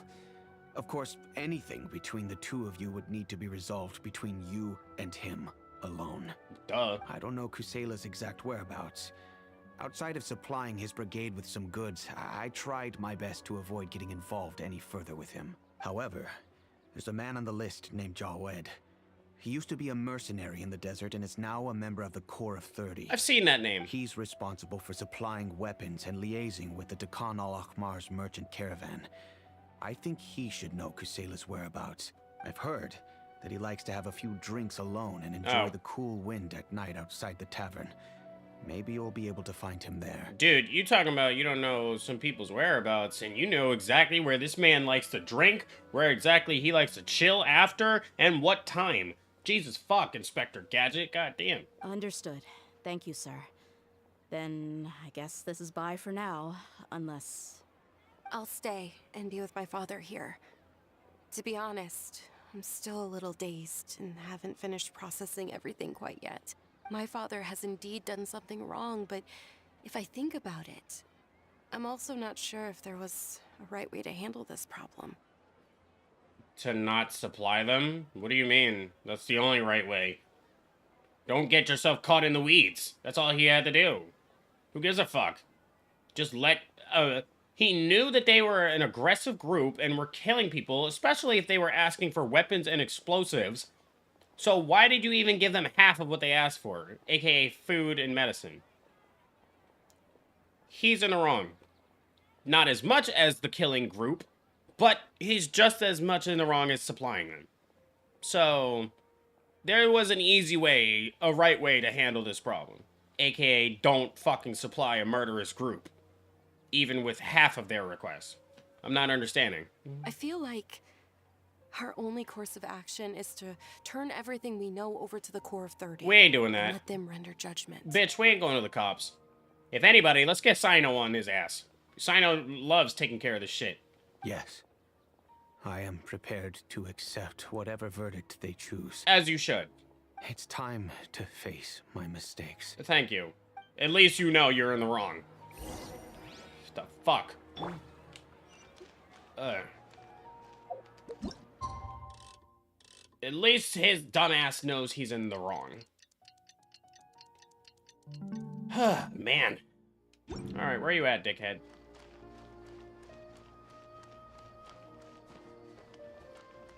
Yo, you drunk fuck. Huh? I know what you've been up to. Smuggling weapons to violent brigades in the desert while working for the Corps. Pretty bold, if you ask me. Oh, so he's with the cops, and he's... Wow. Corps 30 is basically the police. Wow, that's crazy. Shh. Keep your voice down. How do you know all that? Come with me. We should take this elsewhere. I'll be happy to talk things over once we're somewhere private.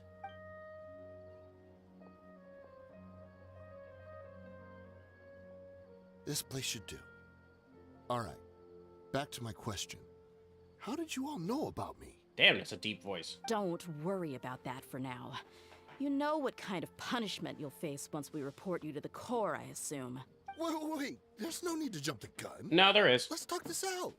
What are your terms? Yeah, take your drunk ass on somewhere. You're supplying murderous groups that have been killing people. Fuck you. So what's in it for you anyway, Mora? Well, I was a little tight on money at the time, and Kusela took good care of me in the past. I waited in my mind, and I couldn't find a reason to turn the opportunity down. This voice is I weird. wouldn't only be helping my benefactor, but I could also make some quick Mora. Yeah, this voice is just... This voice doesn't really fit the character. Let me tell you how it is. We're investigating Dakan al-Akmar, and we're gonna put an end to their operations. If you provide some help for us, then we might just put in a good word later to reduce the terms of your punishment. Yeah, might. Hey, why don't we discuss this a little first? Listen, I made quite a bit of Mora from my last run. You just give me a number, and I'm sure we can... My boy. Shut it. Thank you. My patience is running out. You should know when a mercenary is after something other than money. All right, sheesh. But you gotta promise you'll put in some nice words for me later. No, and lay off the cigarettes, because you sound like you have a stone in your fucking throat. They're always on the move. Here's the spot they were at the last time I made my delivery to the desert. Feel free to go have a look. I'm just telling you, though, it's not on me if they're not there anymore. Sure. And then you can forget about any nice words from us. Yeah, bitch. Hey, come on. Now you're just being unreasonable. My boy. Really? And how do I know you're not leading us straight into a trap? Don't forget, you're the one with no bargaining chips. All right, I get it. Why don't you go take a look, and if they're not there anymore, I'll try to figure out something else for y'all. Now that's more like it. Let's move. And as for you, try to stick around the city until we get back. You don't want us to call the folks from the Corps and have them drag you back to the city. Christ. Don't worry. I'm not going anywhere. Yeah, you're not. You fucking pussy. Ugh. It's just one person after the other who just keeps... One person after the other just keeps supplying these motherfuckers. His dumbass is supplying half of the goods. Like, her father is supplying half of the goods to this murderous tirade brigade, and then he's the one delivering all of it when he works for the cops. Imagine that. Like, what the fuck? Seems like we're in luck. That should be their camp right up ahead. Let's go. We'll finally get to the bottom of this ourselves. I'm here to see Kusela. Tell him to get out here. Okay. Tia, why are you here? Quiet now. Hey!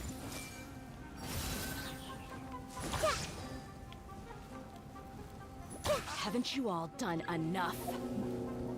Oh, so are you also here to stop us? Stay out of this. It's got nothing to do with you. No, it has a lot to do with her, actually. Let's get it on! Hey! She barely works good as a support. Like, barely. She's so strong. Bitch, I put all you hoes Enough down. fighting. Imagine that. We all know each other, and I don't want to take things too far. Just bring Kusela to me. There's no use hiding him anymore. Uh-oh. Did you understand a single word I just said? Or do I need to bash your skull in some more? He's dead, isn't he? All right, everyone, let's all just calm down for a second. Dia, the boss can't come out and see you anymore. He's dead. He died a long time ago. Oh. Nice. Nice.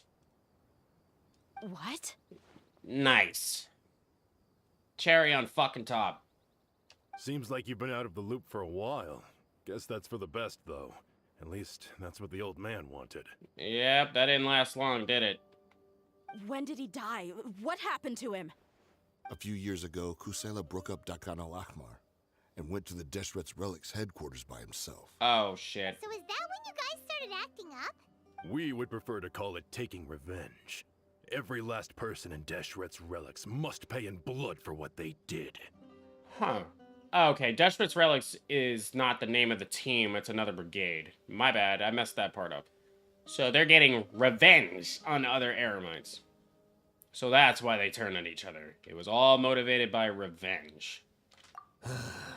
Let me start from the beginning. Dia, do you know how the head of the relics maintained order internally? Overwhelming strength and unquestionable authority? Those were a part of it, yes. But just those on their own weren't enough. They had another tool at their disposal. They called it a person's record. Regardless of whether they joined by their own will or were coerced, every person in Deshret's relics were forced to leave a record of themselves at headquarters. Okay, that's fucked. Whether it be their deepest sin, some unforgivable act, or their most immoral exploit, the records served both as a symbol of loyalty and the perfect material for blackmail. Yeah. Kusela thought there was no escaping the records. There wasn't. That's precisely it. Every one of us have a record. Me, Bashar, Tikriti, and all the boys who grew up with Dia and ended up joining our ranks. But you, Dia, you were never asked to provide a record, were you? I never even knew this was a requirement. You were probably the only person in all of Deshret's relics who didn't know about it. Ever since you were born, Boss had been trying to shield you from this organization's sinister rules. Not only that, but he also banned all of us from committing any nefarious acts. He said he'd take care of the dues we had to pay regularly to headquarters. But in the end, he was just an ordinary person. What could he do? He was forced to go to headquarters again and again to account for missed dues and incomplete records. He'd come up with all kinds of excuses and get beaten up as a result. We all knew he was doing that for you. He wanted to get you out of this world, no matter what it took. And that's why he became a shell of himself and couldn't walk without a cane. Wait, but that doesn't make any sense. I didn't know about any of this, and I'd never seen him get injured or beaten. Because you were too young at the time. How would you ever tell between wounds from a beating and wounds from battle? I guess. When you left home after that final argument with him, he seemed to age by a decade overnight. Even his hair went gray. That doesn't make any sense. So, even the blazing beasts were... Yep. It was all his doing. Had he not arranged them to come to you, you probably would have been reduced to a pulp before you ever left the desert. Okay. A few years ago, Boss said he needed to make another trip to headquarters. He was already pretty weak then, and we all assumed he was going to get beaten again. Oh my god. I suggested that he hand the role of leadership over to me, but he said there was no longer any need, since the Khan al-Ahmar would soon be no more. His words made no sense to me, but that night, we heard that a massive fire tore through headquarters and razed everyone's records to ash. Okay. Everyone gained their freedom that night. Many members fled, not just from our ranks, but from the other brigades as well. But how could we leave with a clear conscience? All of us who knew exactly what had happened. The boss can't have just died for nothing. Those heartless jerks at headquarters took him from us. From that point on, the sole purpose of Khan al-Ahmar became revenge. The big fire that Boss started was quite a blow to headquarters' strength. It's given us the opportunity to launch our attack. Even though we're outnumbered, we vowed to see our revenge through to the very end. Yeah, Deshret's Relics haven't been the only victims of your fucking revenge. You've been killing merchants and caravan owners too. There were people from headquarters who changed their names and went into hiding. Some fled to other brigades, and others escaped to the rainforest. But we won't let any of them escape our wrath. They'll all pay for what they've done. We've suffered plenty of losses as well. To keep going, we need an enormous amount of supplies. From food and medicine to weaponry and explosives. All we can do is exchange our loot from Mora, and then use that to get supplies. We forged Boss's handwriting and sent out many letters to his former friends. Thankfully, many people were willing to come to our aid. God, these voices are good. We were also able to attract many mercenaries who shared our goal. We've endured unspeakable pain to win many impossible battles. I don't understand how Dia didn't know any of this. Deshret's relics have become weaker and weaker, and now we finally have an opportunity to directly strike their headquarters. Paimon doesn't know what to say anymore. Neither do I. Well, I guess Ether does. Responding to violence with more violence will only cause more pain. Couldn't have said it better. Do you have any idea the amount of damage you've done? We do know right from wrong, but we were sinners from the very beginning. We do not deserve the freedom that the boss won for us with his life. Boss always loved his old-fashioned hero stories. Those tales about sacrificing yourself to save the world. We used to always laugh at him for it. But in the end, he really went and lived those stories out himself. As for me, I never considered myself a hero. We're all the lowest of the low. We have no right to even imagine such an existence. My roommate just set off the fire alarm. Jesus Christ. I think he stopped it. Never consider myself a hero, all the lowest of the low. We have no right to even imagine such an existence. Maybe those hero stories he liked foreshadowed everything that was to come. The spirit of the hero touched all those he had saved, and more people joined his cause. Maybe we were all just acting along with the play in the beginning. But as we acted the parts and recited the lines, we were drawn in. And now, we want to see the story through to the end. I'm sorry, Dia. I know you always found us insufferable ever since you were young. Just think of this as a madman ranting.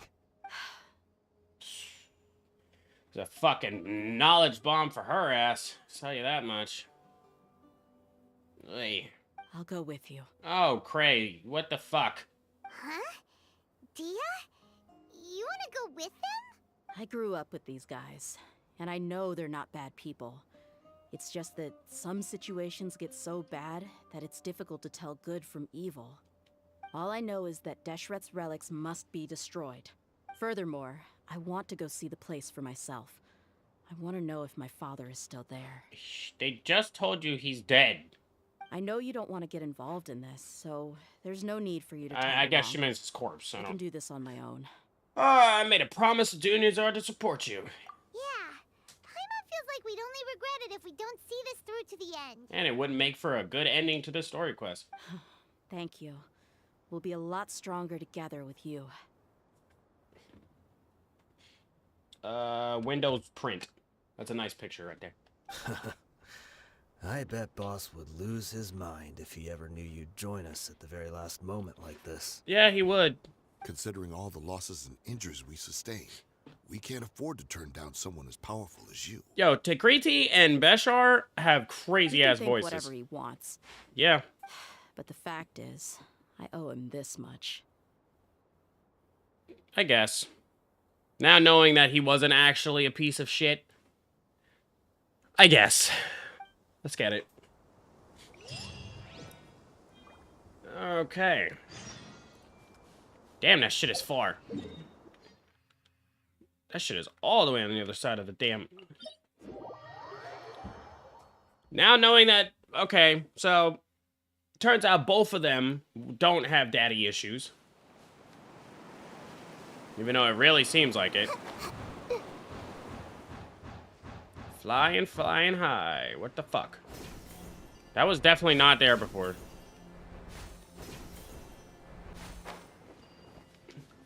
Yeah, this definitely was not here before. This is definitely for this.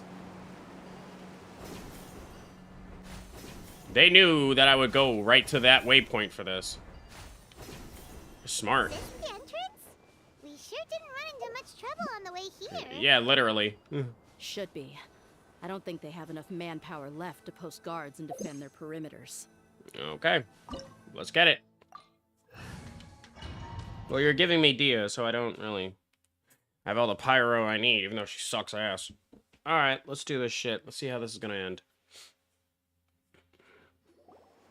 Wow.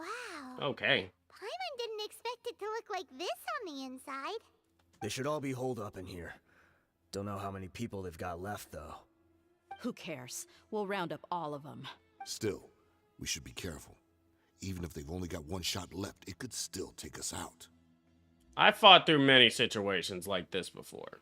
And, you know, I fought a whole dragon and a whole hydra and 3 Fatui Harbingers, so, you know, I think I know what I'm doing. Yeah, we'll know what they're really capable of once we've landed some hits on them. Deshret's relics may have been a force to be reckoned with before, but their name means nothing now. Yeah, they don't stand a chance with you here. I'll take the lead. I've been here once before. Okay. Oh, shit. Might as well run with her. The fuck? Damn, they were ready to fight. Happy to oblige. Oh, are you? You are not welcome here. Well, we are now, bitch.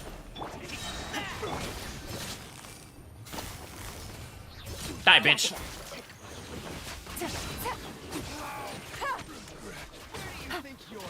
Okay. Dia works somewhat. That is a really long cooldown. That's the one thing I don't like. I can't tell who the hell is the good part. Motherfucker. Yo, bitch. Die. What did they put on her? Don't tell me it's Nobliss. Oh my god, why? They always put Nobliss. Whenever it's the character quest, they always put Nobliss, and they always get 3 consolation. And AAA. What the fuck? They always do Nobliss. Yo, bitch! Wait, let me see that plunge. Motherfucker. Why are there more of you? Get over here, bitch. That don't mean shit to me. Let's get it on. Holy shit. Gloves off. Man, your mama, bitch. Your mama, bitch. Oh, are you now? Shine down. Quietly now. Die, bitch. This way, follow me. We're almost there. The fuck is that? You sound like Wario, bitch. Wait, they went charging ahead without checking for any traps. Yeah, and they just walked into one. Hey, you guys okay? It seems like we just got trapped in here. Don't think we triggered anything else. Watch out, the enemy's coming from ahead. Uh-oh. Well, now that things have come to this, seems we'll have to fight our way through. Don't worry about us. We knew something like this could happen. Go and take a look around. There could still be another way through. Let's go! We can't let the boss down! Let's check if there's another way. The sooner we can make it through to help them, the better. Let's see. I think I see a way through over there, but it's being blocked by something. Okay, let's go! Uh-huh, yeah. Yeah, Dia kinda works for support. Barely, but not enough to make me pull for her. I'll tell you that right now. Adjust the height and color of the shit. Okay. There you go. Pretty simple. Oh, great. One of you bitches are in the way. I fucking hate these. See, like... Buckle up. Gotcha. I mean, she low-key does kind of work for support. Barely. This doesn't really last very long. I mean, 12 seconds. But the fact that this is our first AoE pyro upsets me. Another mechanism like the one before, but this one's being blocked off in the middle. We just need to adjust it a little. I got this, bitch. I know what I'm doing. Like, was that supposed to be difficult? Because it wasn't. Lower. Thank you. We get it, Dia. You don't like complicated puzzles and shit. I don't either, but it's not that difficult. Okay.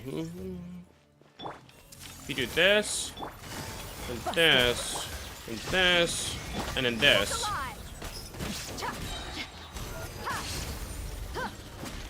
Oh yeah, cause oh god.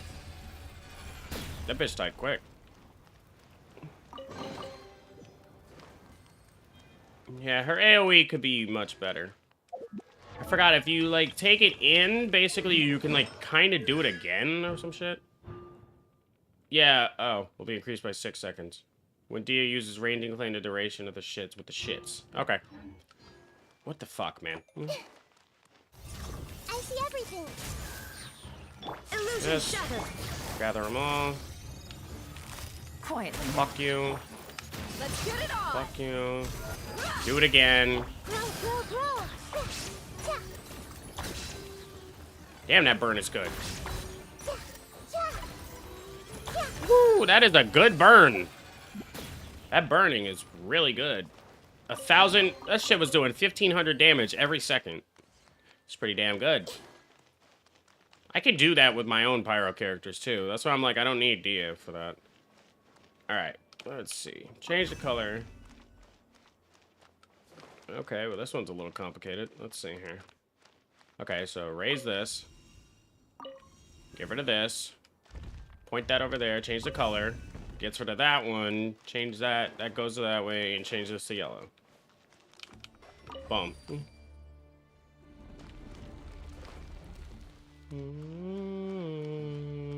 What the fuck is going on in here? Yeah, she would be better with sacrificial, to be honest. She's just for support. I wasn't expecting anyone to make it through from the other side. Okay. But as a desert dweller, I suppose we should be used to our folks defying all expectations. Okay. Don't waste your breath. You have nowhere to run. Run? Had I wanted to run, I would have fled 1,000 times already. I witnessed the golden age of Deshret's relics. Even if I could leave this place behind, all that awaits me now are endless days of humiliation and ruin. I like and hate the fact that all the desert characters have some melanin. Why can't none of the fucking characters in the rainforest have melanin? That's my question. It's all the desert folk. I don't want to point something out, but it's there. You know what I mean? Even now, my brothers and I still believe in one thing. The greatest should never live to remember their fall. Yeah, literally, when I tell you all characters that are basically fucking involved with the desert are black, I'm not kidding. So you want to go out in a blaze of glory? Let us draw our weapons. We will show them the true power King Deshret bestowed upon his followers. Do you not, have you not been informed of how much of a dickhead King Deshret is? They are but two, while we hold within ourselves the entirety of the relic's glory. God, these voice actors. Alright. One, charge! Eliminate them! What the fuck is this? There is no escape. Your mama, bitch. Do it again. Fuck you. Okay, so you can, like, suck it in and then just don't. Bitch, die. Don't think you won. You're just getting started. Yeah, sure.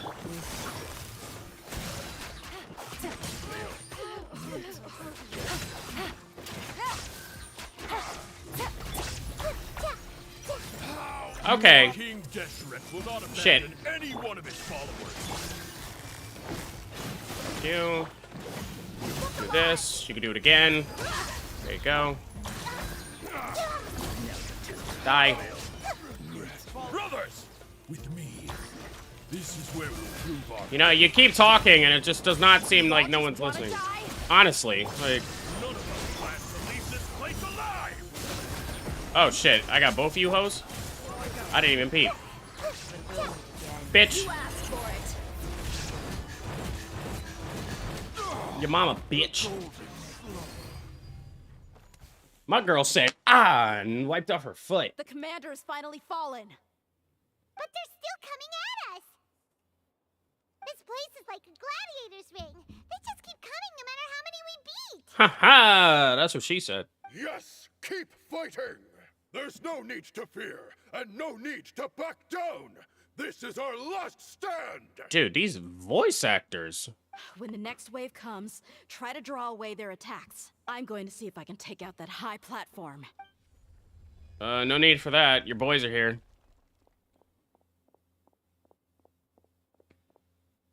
Get out of my way! Come and face me, Mitchell! Ugh, so they've broken through the front as well. Apologies, Lord Michal. They fight like absolute madmen. No matter how much we throw at them, they just keep coming for more.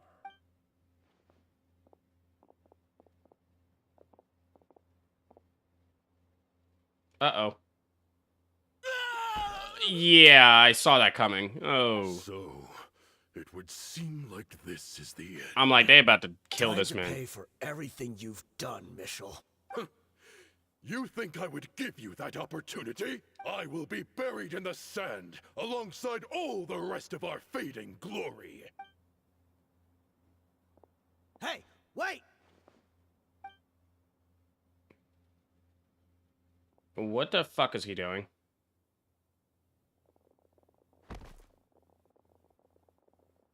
What the fuck? He just... We're too late. Yeah, he just... Okay. It's over. There's no more need to fight. But if you're still going to cling on to your so-called mercenary's pride, then I'll give you all a good beating as well. Yeah. Thank you. Yeah, sit that shit down. Ooh, what the fuck is that? Dear, I found the mechanism. I'll get you all back up here right away. Let's go. Y'all listen to one guy? Hey, come on, bro. The fuck? Okay, I want to try out the burning team again. Because I thought, fuck. Yeah, everybody just lost their burst for doing that. I fucking hate when that happens. You fall in an area that you can't walk in, and then everyone loses their fucking burst. Like, why? That's so dumb.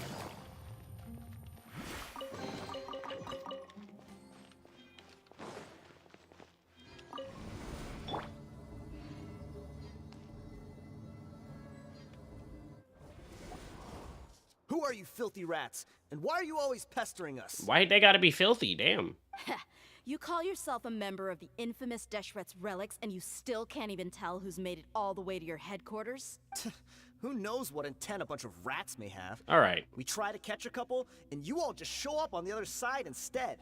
How are we supposed to figure out what you're after? Hey, have you ever heard of a man by the name of Kusela? Why would I know? It's not like I'm in charge or anything. Then shut the fuck up. This is your last chance to talk. Hey, I said I don't know anything. I'm just an average member here. I'm telling the truth. Then why do you even open your mouth? If you're here to find someone, why don't you look through the records yourselves?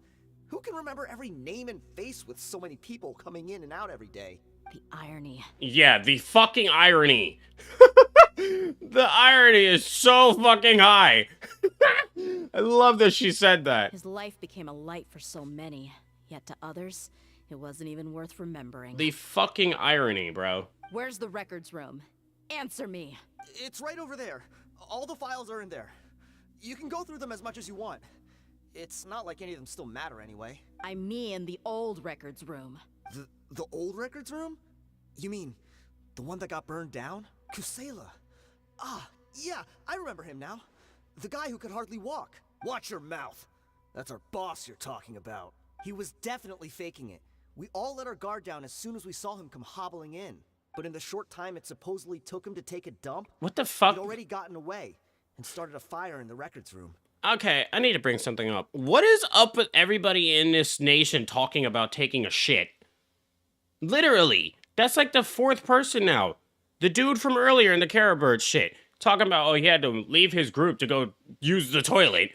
Fucking Paimon talking about, oh, you almost scared the Duke out of me. When we unburied those skeletons. This dude, supposedly took him to take a dump. And then the crusader of all of this, fucking Nahida. Make sure to take a Duke every day. What is this, the nation of shit? Like, what is going on, bro? He couldn't have possibly outrun us if he wasn't a fraud. And after that, Deshret's relics fell into complete disarray. Stop wasting our time. Every one of us here is perfectly aware of what he had done. Tell me, where is the old records room? It's just over there. Go see it for yourself if it means that much to you. There's nothing left in there but ashes. No human could ever survive that kind of inferno. Bashar, Tikriti, let's go. We'll leave the others here to guard these guys. Spare them no mercy if they try anything. Yeah, let's leave all the NPCs that aren't talking. I've already told you everything I know. Can't you just leave me alone? Boy, I will get one of these motherfuckers to cut you. Like, no hesitation. Fucking... No, fuck that. Motherfuck... No, motherfucking bitch. Fuck all you hoes. Ugh.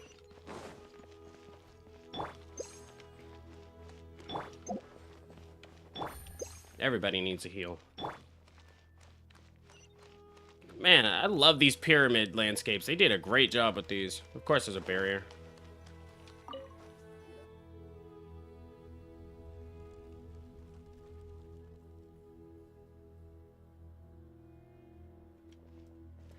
So, this was his final destination. It's a good movie. How did he do it? Getting past all the guards with a limp and sneaking in here to start a fire? Maybe they let If him. he was nimble enough to do that, then he must have been able to get out of here after starting the fire, right? Now you really are just having a sympathetic sympathetic bone in your body, hoping that your father's still alive, huh? Like, for real. I'm sorry. I know it's just wishful thinking. Severely. Let's look around. Maybe we can find something that's been left behind. Knowing this game... Oh, no, maybe not. I was gonna say, knowing this game, maybe we will. Up, and of course, we found his cane. Is this a cane? It must be the one that Dia's father used. Kusela. Oh, well, that kind of confirms it. Thanks for everything, boss. That confirms it. We're fortunate to somehow find that cane after that fire. Let's split up and look around some more. What if something else has been left behind? But what else could survive a fire like that? Huh? Cutscene.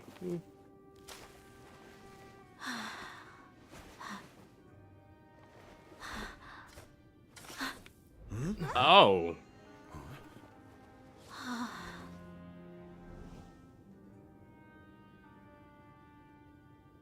Patso. It was a sword the whole time. Wait, isn't that the toy sword you played with as a child?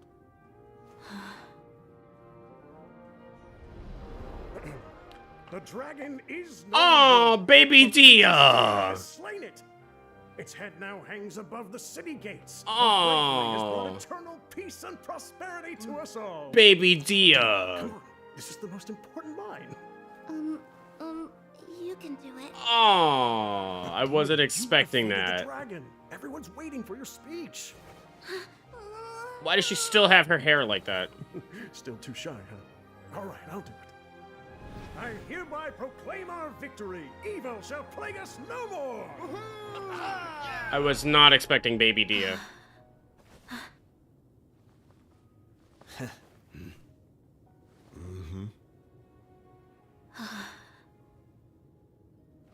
I hereby proclaim our victory. Evil shall plague us no more, Dad. Okay. Whole story was shared with the Corps, which formally joined the investigation in the name of members of the district were brought to justice. Authorities. The cane that once belonged to Kusela was given to Dia as part of her inheritance. Dia was completely silent on her way back to Sumeru City. How do they expect me to read that fast? What's this? We gotta use some snacks. All on Paimon's tab. Fucking bitch. Don't you remember? You asked Paimon what she would do if she were to wake up tomorrow with loads of money. And Paimon said that she would get boatloads of tasty snacks. You looked super confused at the time, but said it was an adorable thing to say. These opportunities don't come by often. So today, Paimon's gonna treat you to a special crash course on Paimon's life philosophy. That is a gigantic fucking burrito. Wrap. Whatever. Holy shit. That shit is as big as Paimon's head.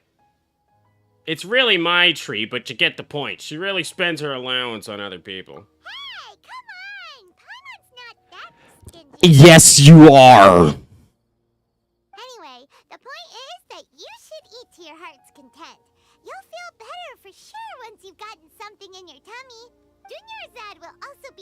shortly. She's already heard that we're back. Aw, thanks, you two.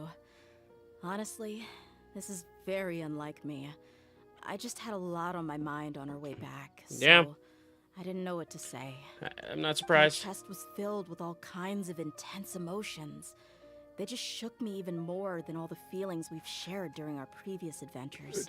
Do you see how big that fucking onion is in that wrap? Like, oh my god. When it comes to making the food, like, in the open world look nice, they're not very good at it. But when it comes to making them look good in the pictures, it looks phenomenal.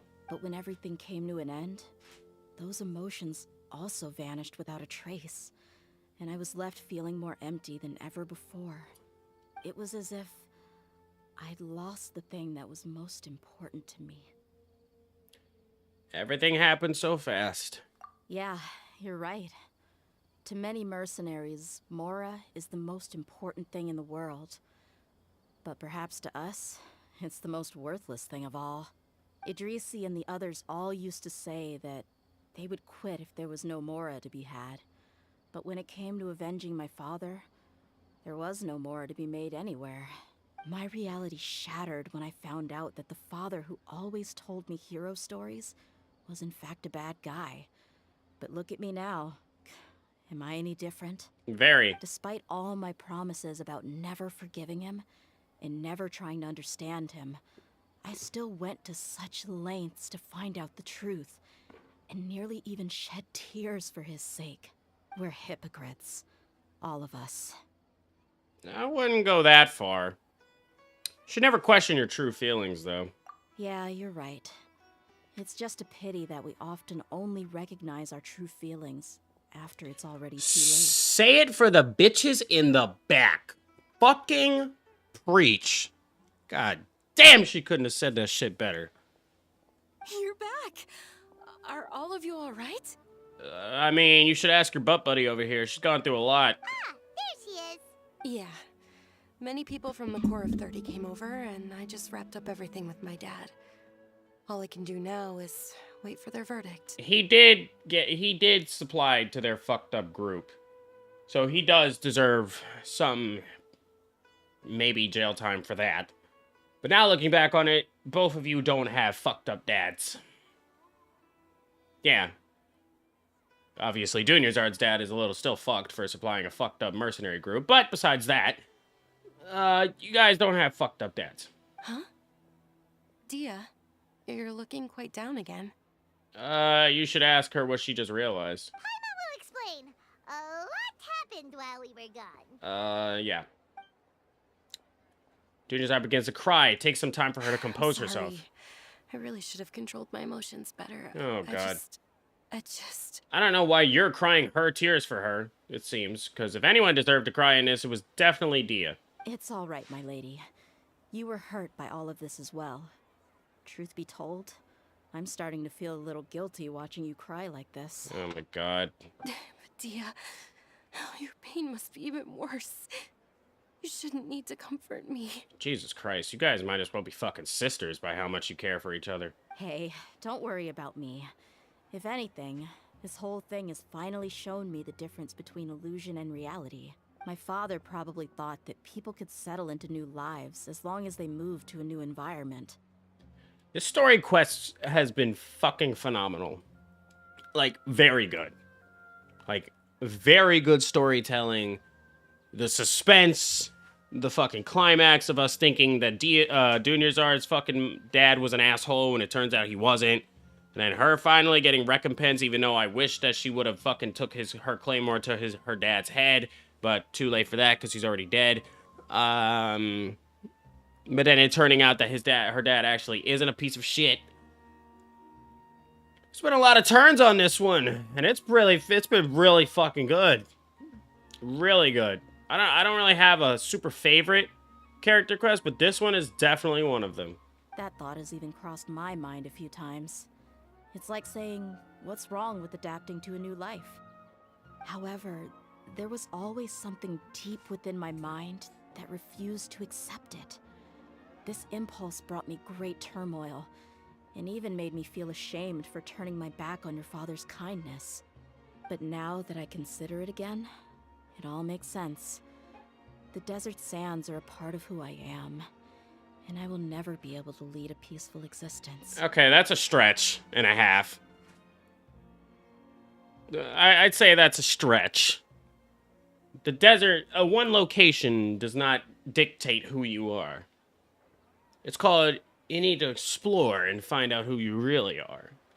But, because you basically were born into such such strife. I think that's the word. Since you were born into such a life, you basically are way too accustomed to anything else. I understand how you feel. I guess. That doesn't mean I won't be making any changes to my life, though. As an example, I'm now thinking about taking on some small odd jobs. Like what? It's just like Idrisi said. I also want to catch up to my father and become a character in his play. Even if the ending of the story may be childish and ridiculous, it won't really matter. Isn't that neat, though? Oh, you'll be a whole new kind of mercenary, one that's not out for Mora. Why don't we go for a change of scenery once we finish eating? What about stopping by the Grand Bazaar again? You just said change of scenery. Right. You said you wanted to get a rug for your family. We'll come along too. It's always more fun when everyone's together. I can't thank you enough for taking care of me this entire time. I feel like I should have ended there, but okay. Grand Bazaar, once again, to clear your fucking head. Since we just can't seem to stay away from this place.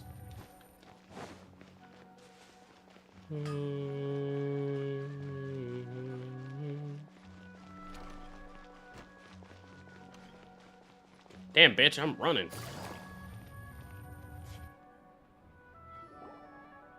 Oh, this rug here is quite something. The craftsmanship is exquisite, and the fabric is also of high quality. Ah, here you are. Finally, I found you. Why are you drunk? Hey, aren't you that mercenary who bit his tongue? Oh. You can still talk? Wait, are you here to take revenge on us? What are you talking about? Do I look like I could take you all to a fight? I just came here to give you something. I'll be on my way to give myself up to the Corps after this. I love that they made him talk that way. They made the voice actor talk like he doesn't have a tongue. But that's so fucked up and funny at the same time. Once I woke up, I hurried to the Khan al-Ahmar's camp, hoping to alert them to your presence. If you don't have a tongue, how are you saying words that have an L?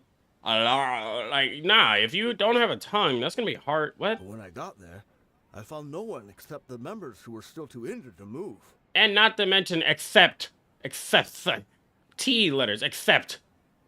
Yeah, if you don't have a tongue, Ah, so you probably got there after us. Duh. Yeah, they told me that they had exacted their revenge, and everyone had turned themselves in to the authorities. Even that last camp was not going to last for much longer. Yeah, nah, he's talking a little bit too coherently for someone who doesn't have half of his tongue. Actually, thinking about it, it's funny as shit that he's talking that way, but it's not really that realistic. I had joined the cause to repay an old favor from Kusela. Now that everyone's already turned themselves in, I might as well do the same. This is a nice picture here with the color palette and our height. This looks really nice, actually. I'm gonna print screen that.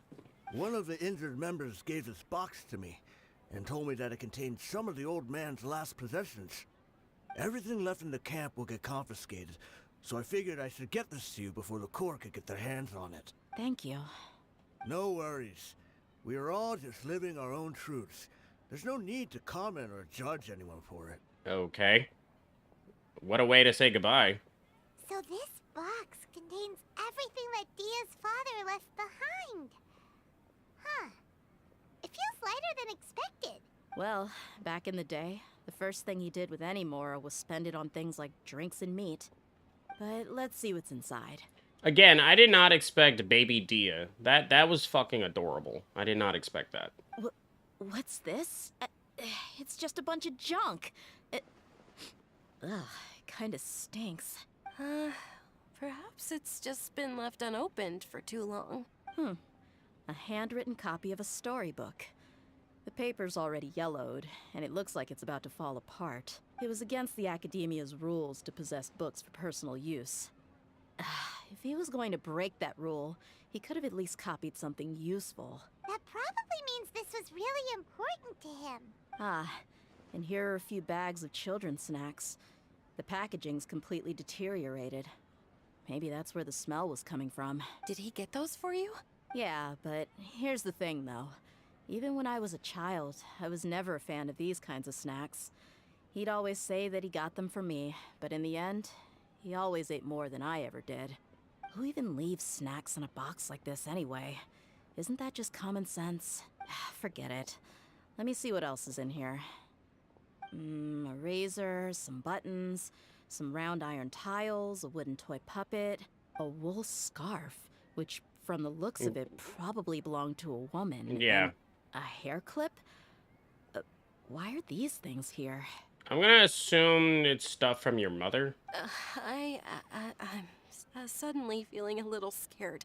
I'm sorry, my lady, but this is just the kind of man he was. He probably saw this box as some kind of personal trash heap and dumped any and everything in there. 2 empty liquor bottles. Tell me, you guys, are these the kinds of things that a normal person would leave behind? No. Huh? There's something in the bottle! Oh, you're right. All right, I got it out. It seems to be a piece of paper with some writing on it. The bottom part's all damaged from moisture, though. Let's hope the writing didn't smudge. I was suddenly seized with an urge to write a letter after finishing this bottle. I just folded it up and left it in the bottle, though. If I end up forgetting about it, it won't really matter. To Dia. It's a letter from me? You don't need to read it out loud. It's all right. I'll just read it out. If he went to the trouble of writing a letter, there must have been some important things that he wanted to say. Or at least record down. My condition's becoming worse and worse. Can't even walk without a cane anymore, much less go out and have fun. Guess I don't have many days left. If you're reading this letter, then I suppose I'm already long gone. You were adorable as a baby. Everyone loved you. And regardless of whether you were crying or laughing, everyone enjoyed having you in the group. But once you grew a bit older, you were no longer nearly as happy or cute. It's probably Idrisi's fault. He was never up to any good. Can you believe this guy? He can point the finger at himself. Anyway, back to the point. To summarize, I'm writing this so you would know not to feel sad for me, even if you end up finding out the truth. The reason being that I was never your father to begin with. What the fuck? What? Wait! What? Wait, what? What?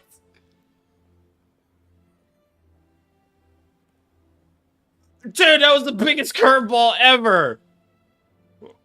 Surely, he must be joking, right? I don't know. I was quite formidable when I was young, and 100 times cooler than some so-called flame main. Really felt like the whole world was under my feet. With just a teeny tiny bit of effort, I felt I could rule over the entire desert. But as fate would have it, I went out into the desert for a drink one day and discovered a baby in the sands. It was you. Look at Junior You looking were at just him. lying there, small and helpless. You were so tiny that if the wind blew for just a little while longer, you would have been buried forever. But your cries were so loud they made my head hurt. Now that I think of it, you really were a bundle of energy. Bro. Sounds like he's serious. I told Idrisi and the others that I had slipped up with a woman while out and about. None of them even bothered me. I thought they were gonna make a model for that. I lied to them for so long, but I really had no other choice. They missed. They could have easily made a baby Dia model. That would have been adorable. I was their most esteemed leader, after all. Not like I could just tell them that I suddenly wanted to play at being a father. At this rate, I'll puke up all the liquor I just drank from this bottle. You know what's funny? He said he shoved this in a bottle, and she said the moisture fucked up half of it. It doesn't seem like anything got fucked up. It's a long-ass letter. Anyway, Dia, you possess the kind of freedom and kindness that we Wait. can only dream of. As far as how you should live your life, that'll be up to you to decide. Here's my shit, though. So, Dia's maybe not even her real name. Because he just said he found her ass in the sand. So, her real father... What the fuck, first of all? So, she's an orphan. An orphan as fuck. He found her ass randomly in the sand. I did not expect that. Oh, that is the biggest curveball. This is an amazing story quest. Character. Holy shit. Oh my god. But back to what I was saying. Dia's maybe not even her fucking name. So... Because her real father and mom... God knows who her mom actually is. Because we never even met the bitch, first off. And two... Well, yeah, that's it. Yeah, we wouldn't even know who her real mom is because we never met her and she never did either. Holy shit! So, wait a minute. All of the other Aramite motherfuckers, Turkey and all of them motherfuckers, they all knew he wasn't her father and they didn't decide to tell us that? Well, fair enough. I guess it would have been better for her to realize that rather than you just tell somebody that. But like, wow. That's the real big secret that they kept. Because they wanted to keep her away from this life. From, well, Kusela, his ass, wanted them to keep Dia away from his life. What the real secret they kept away from her was the fact that he ain't even her damn father. That's fucking wild. Oh my god. Yo, this story quest character shit fucker is amazing. This just bumped up to number 2. Like, straight up.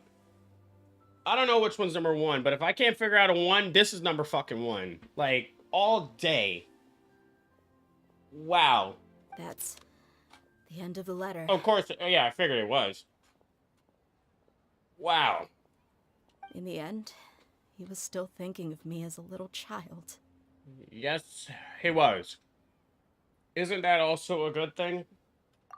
I suppose. Or I would have suffocated under the sand a long time ago. Yes, you have. He was a good father to you. The fact that he wasn't a blood relative doesn't change that. It doesn't, but Yeah. wow. It's just a pity that we had to learn the truth of everything like this. Sad music. Do you already have some ideas about the decision that he wanted you to make? I do. If he first found me alone in the sands, then I want to try my hand at finding the person who abandoned me. Good idea. I just have one wish. To tell them a story. That there once existed a childish and foolish jerk with a heart of gold. And that only under his care was I able to grow and mature into the person I am today. Windows print screen. If you end up finding any leads, can you share them with us? We go on adventures all the time. Maybe we'll be able to find some information for you. Act 2, all day. I'm down for that. Sure, I appreciate it. I wasn't expecting you to be so enthusiastic. I don't want you to stop going forward. I'll help too. Oh, of course. Thank you. All of you. Thank you so much. Bro. My life has certainly had its twists and turns, but I've always considered myself lucky. Because no matter where I've gone, I've always been surrounded by incredible kindness.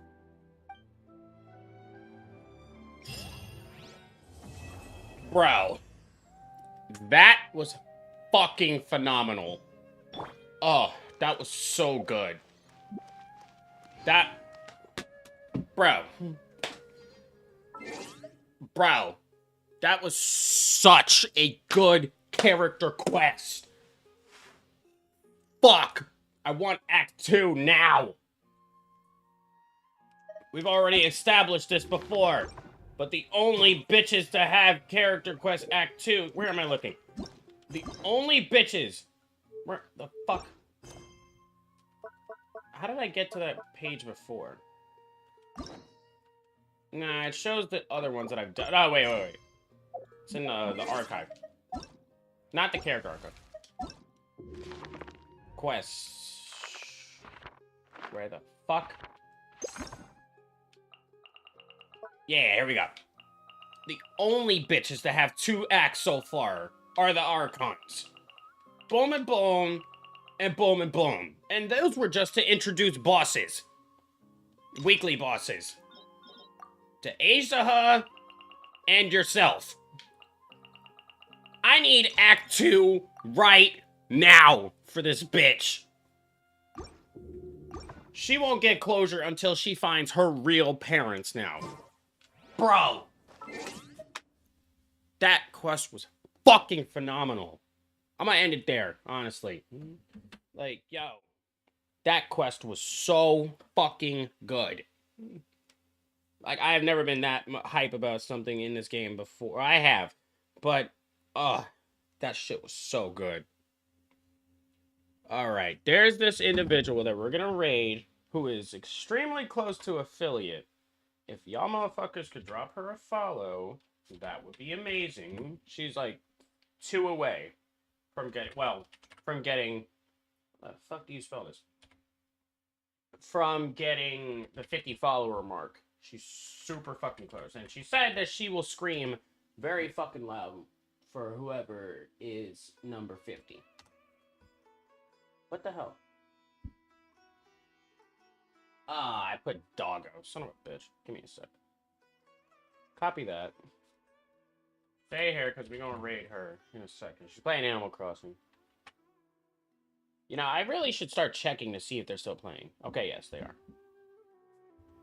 Because last time I raided somebody, me and fucking Defenseless Baby, we fucking raided each other and we were both ending at the exact same time we raided each other. So that was fucking hilarious. But, I will see y'all bitches tomorrow.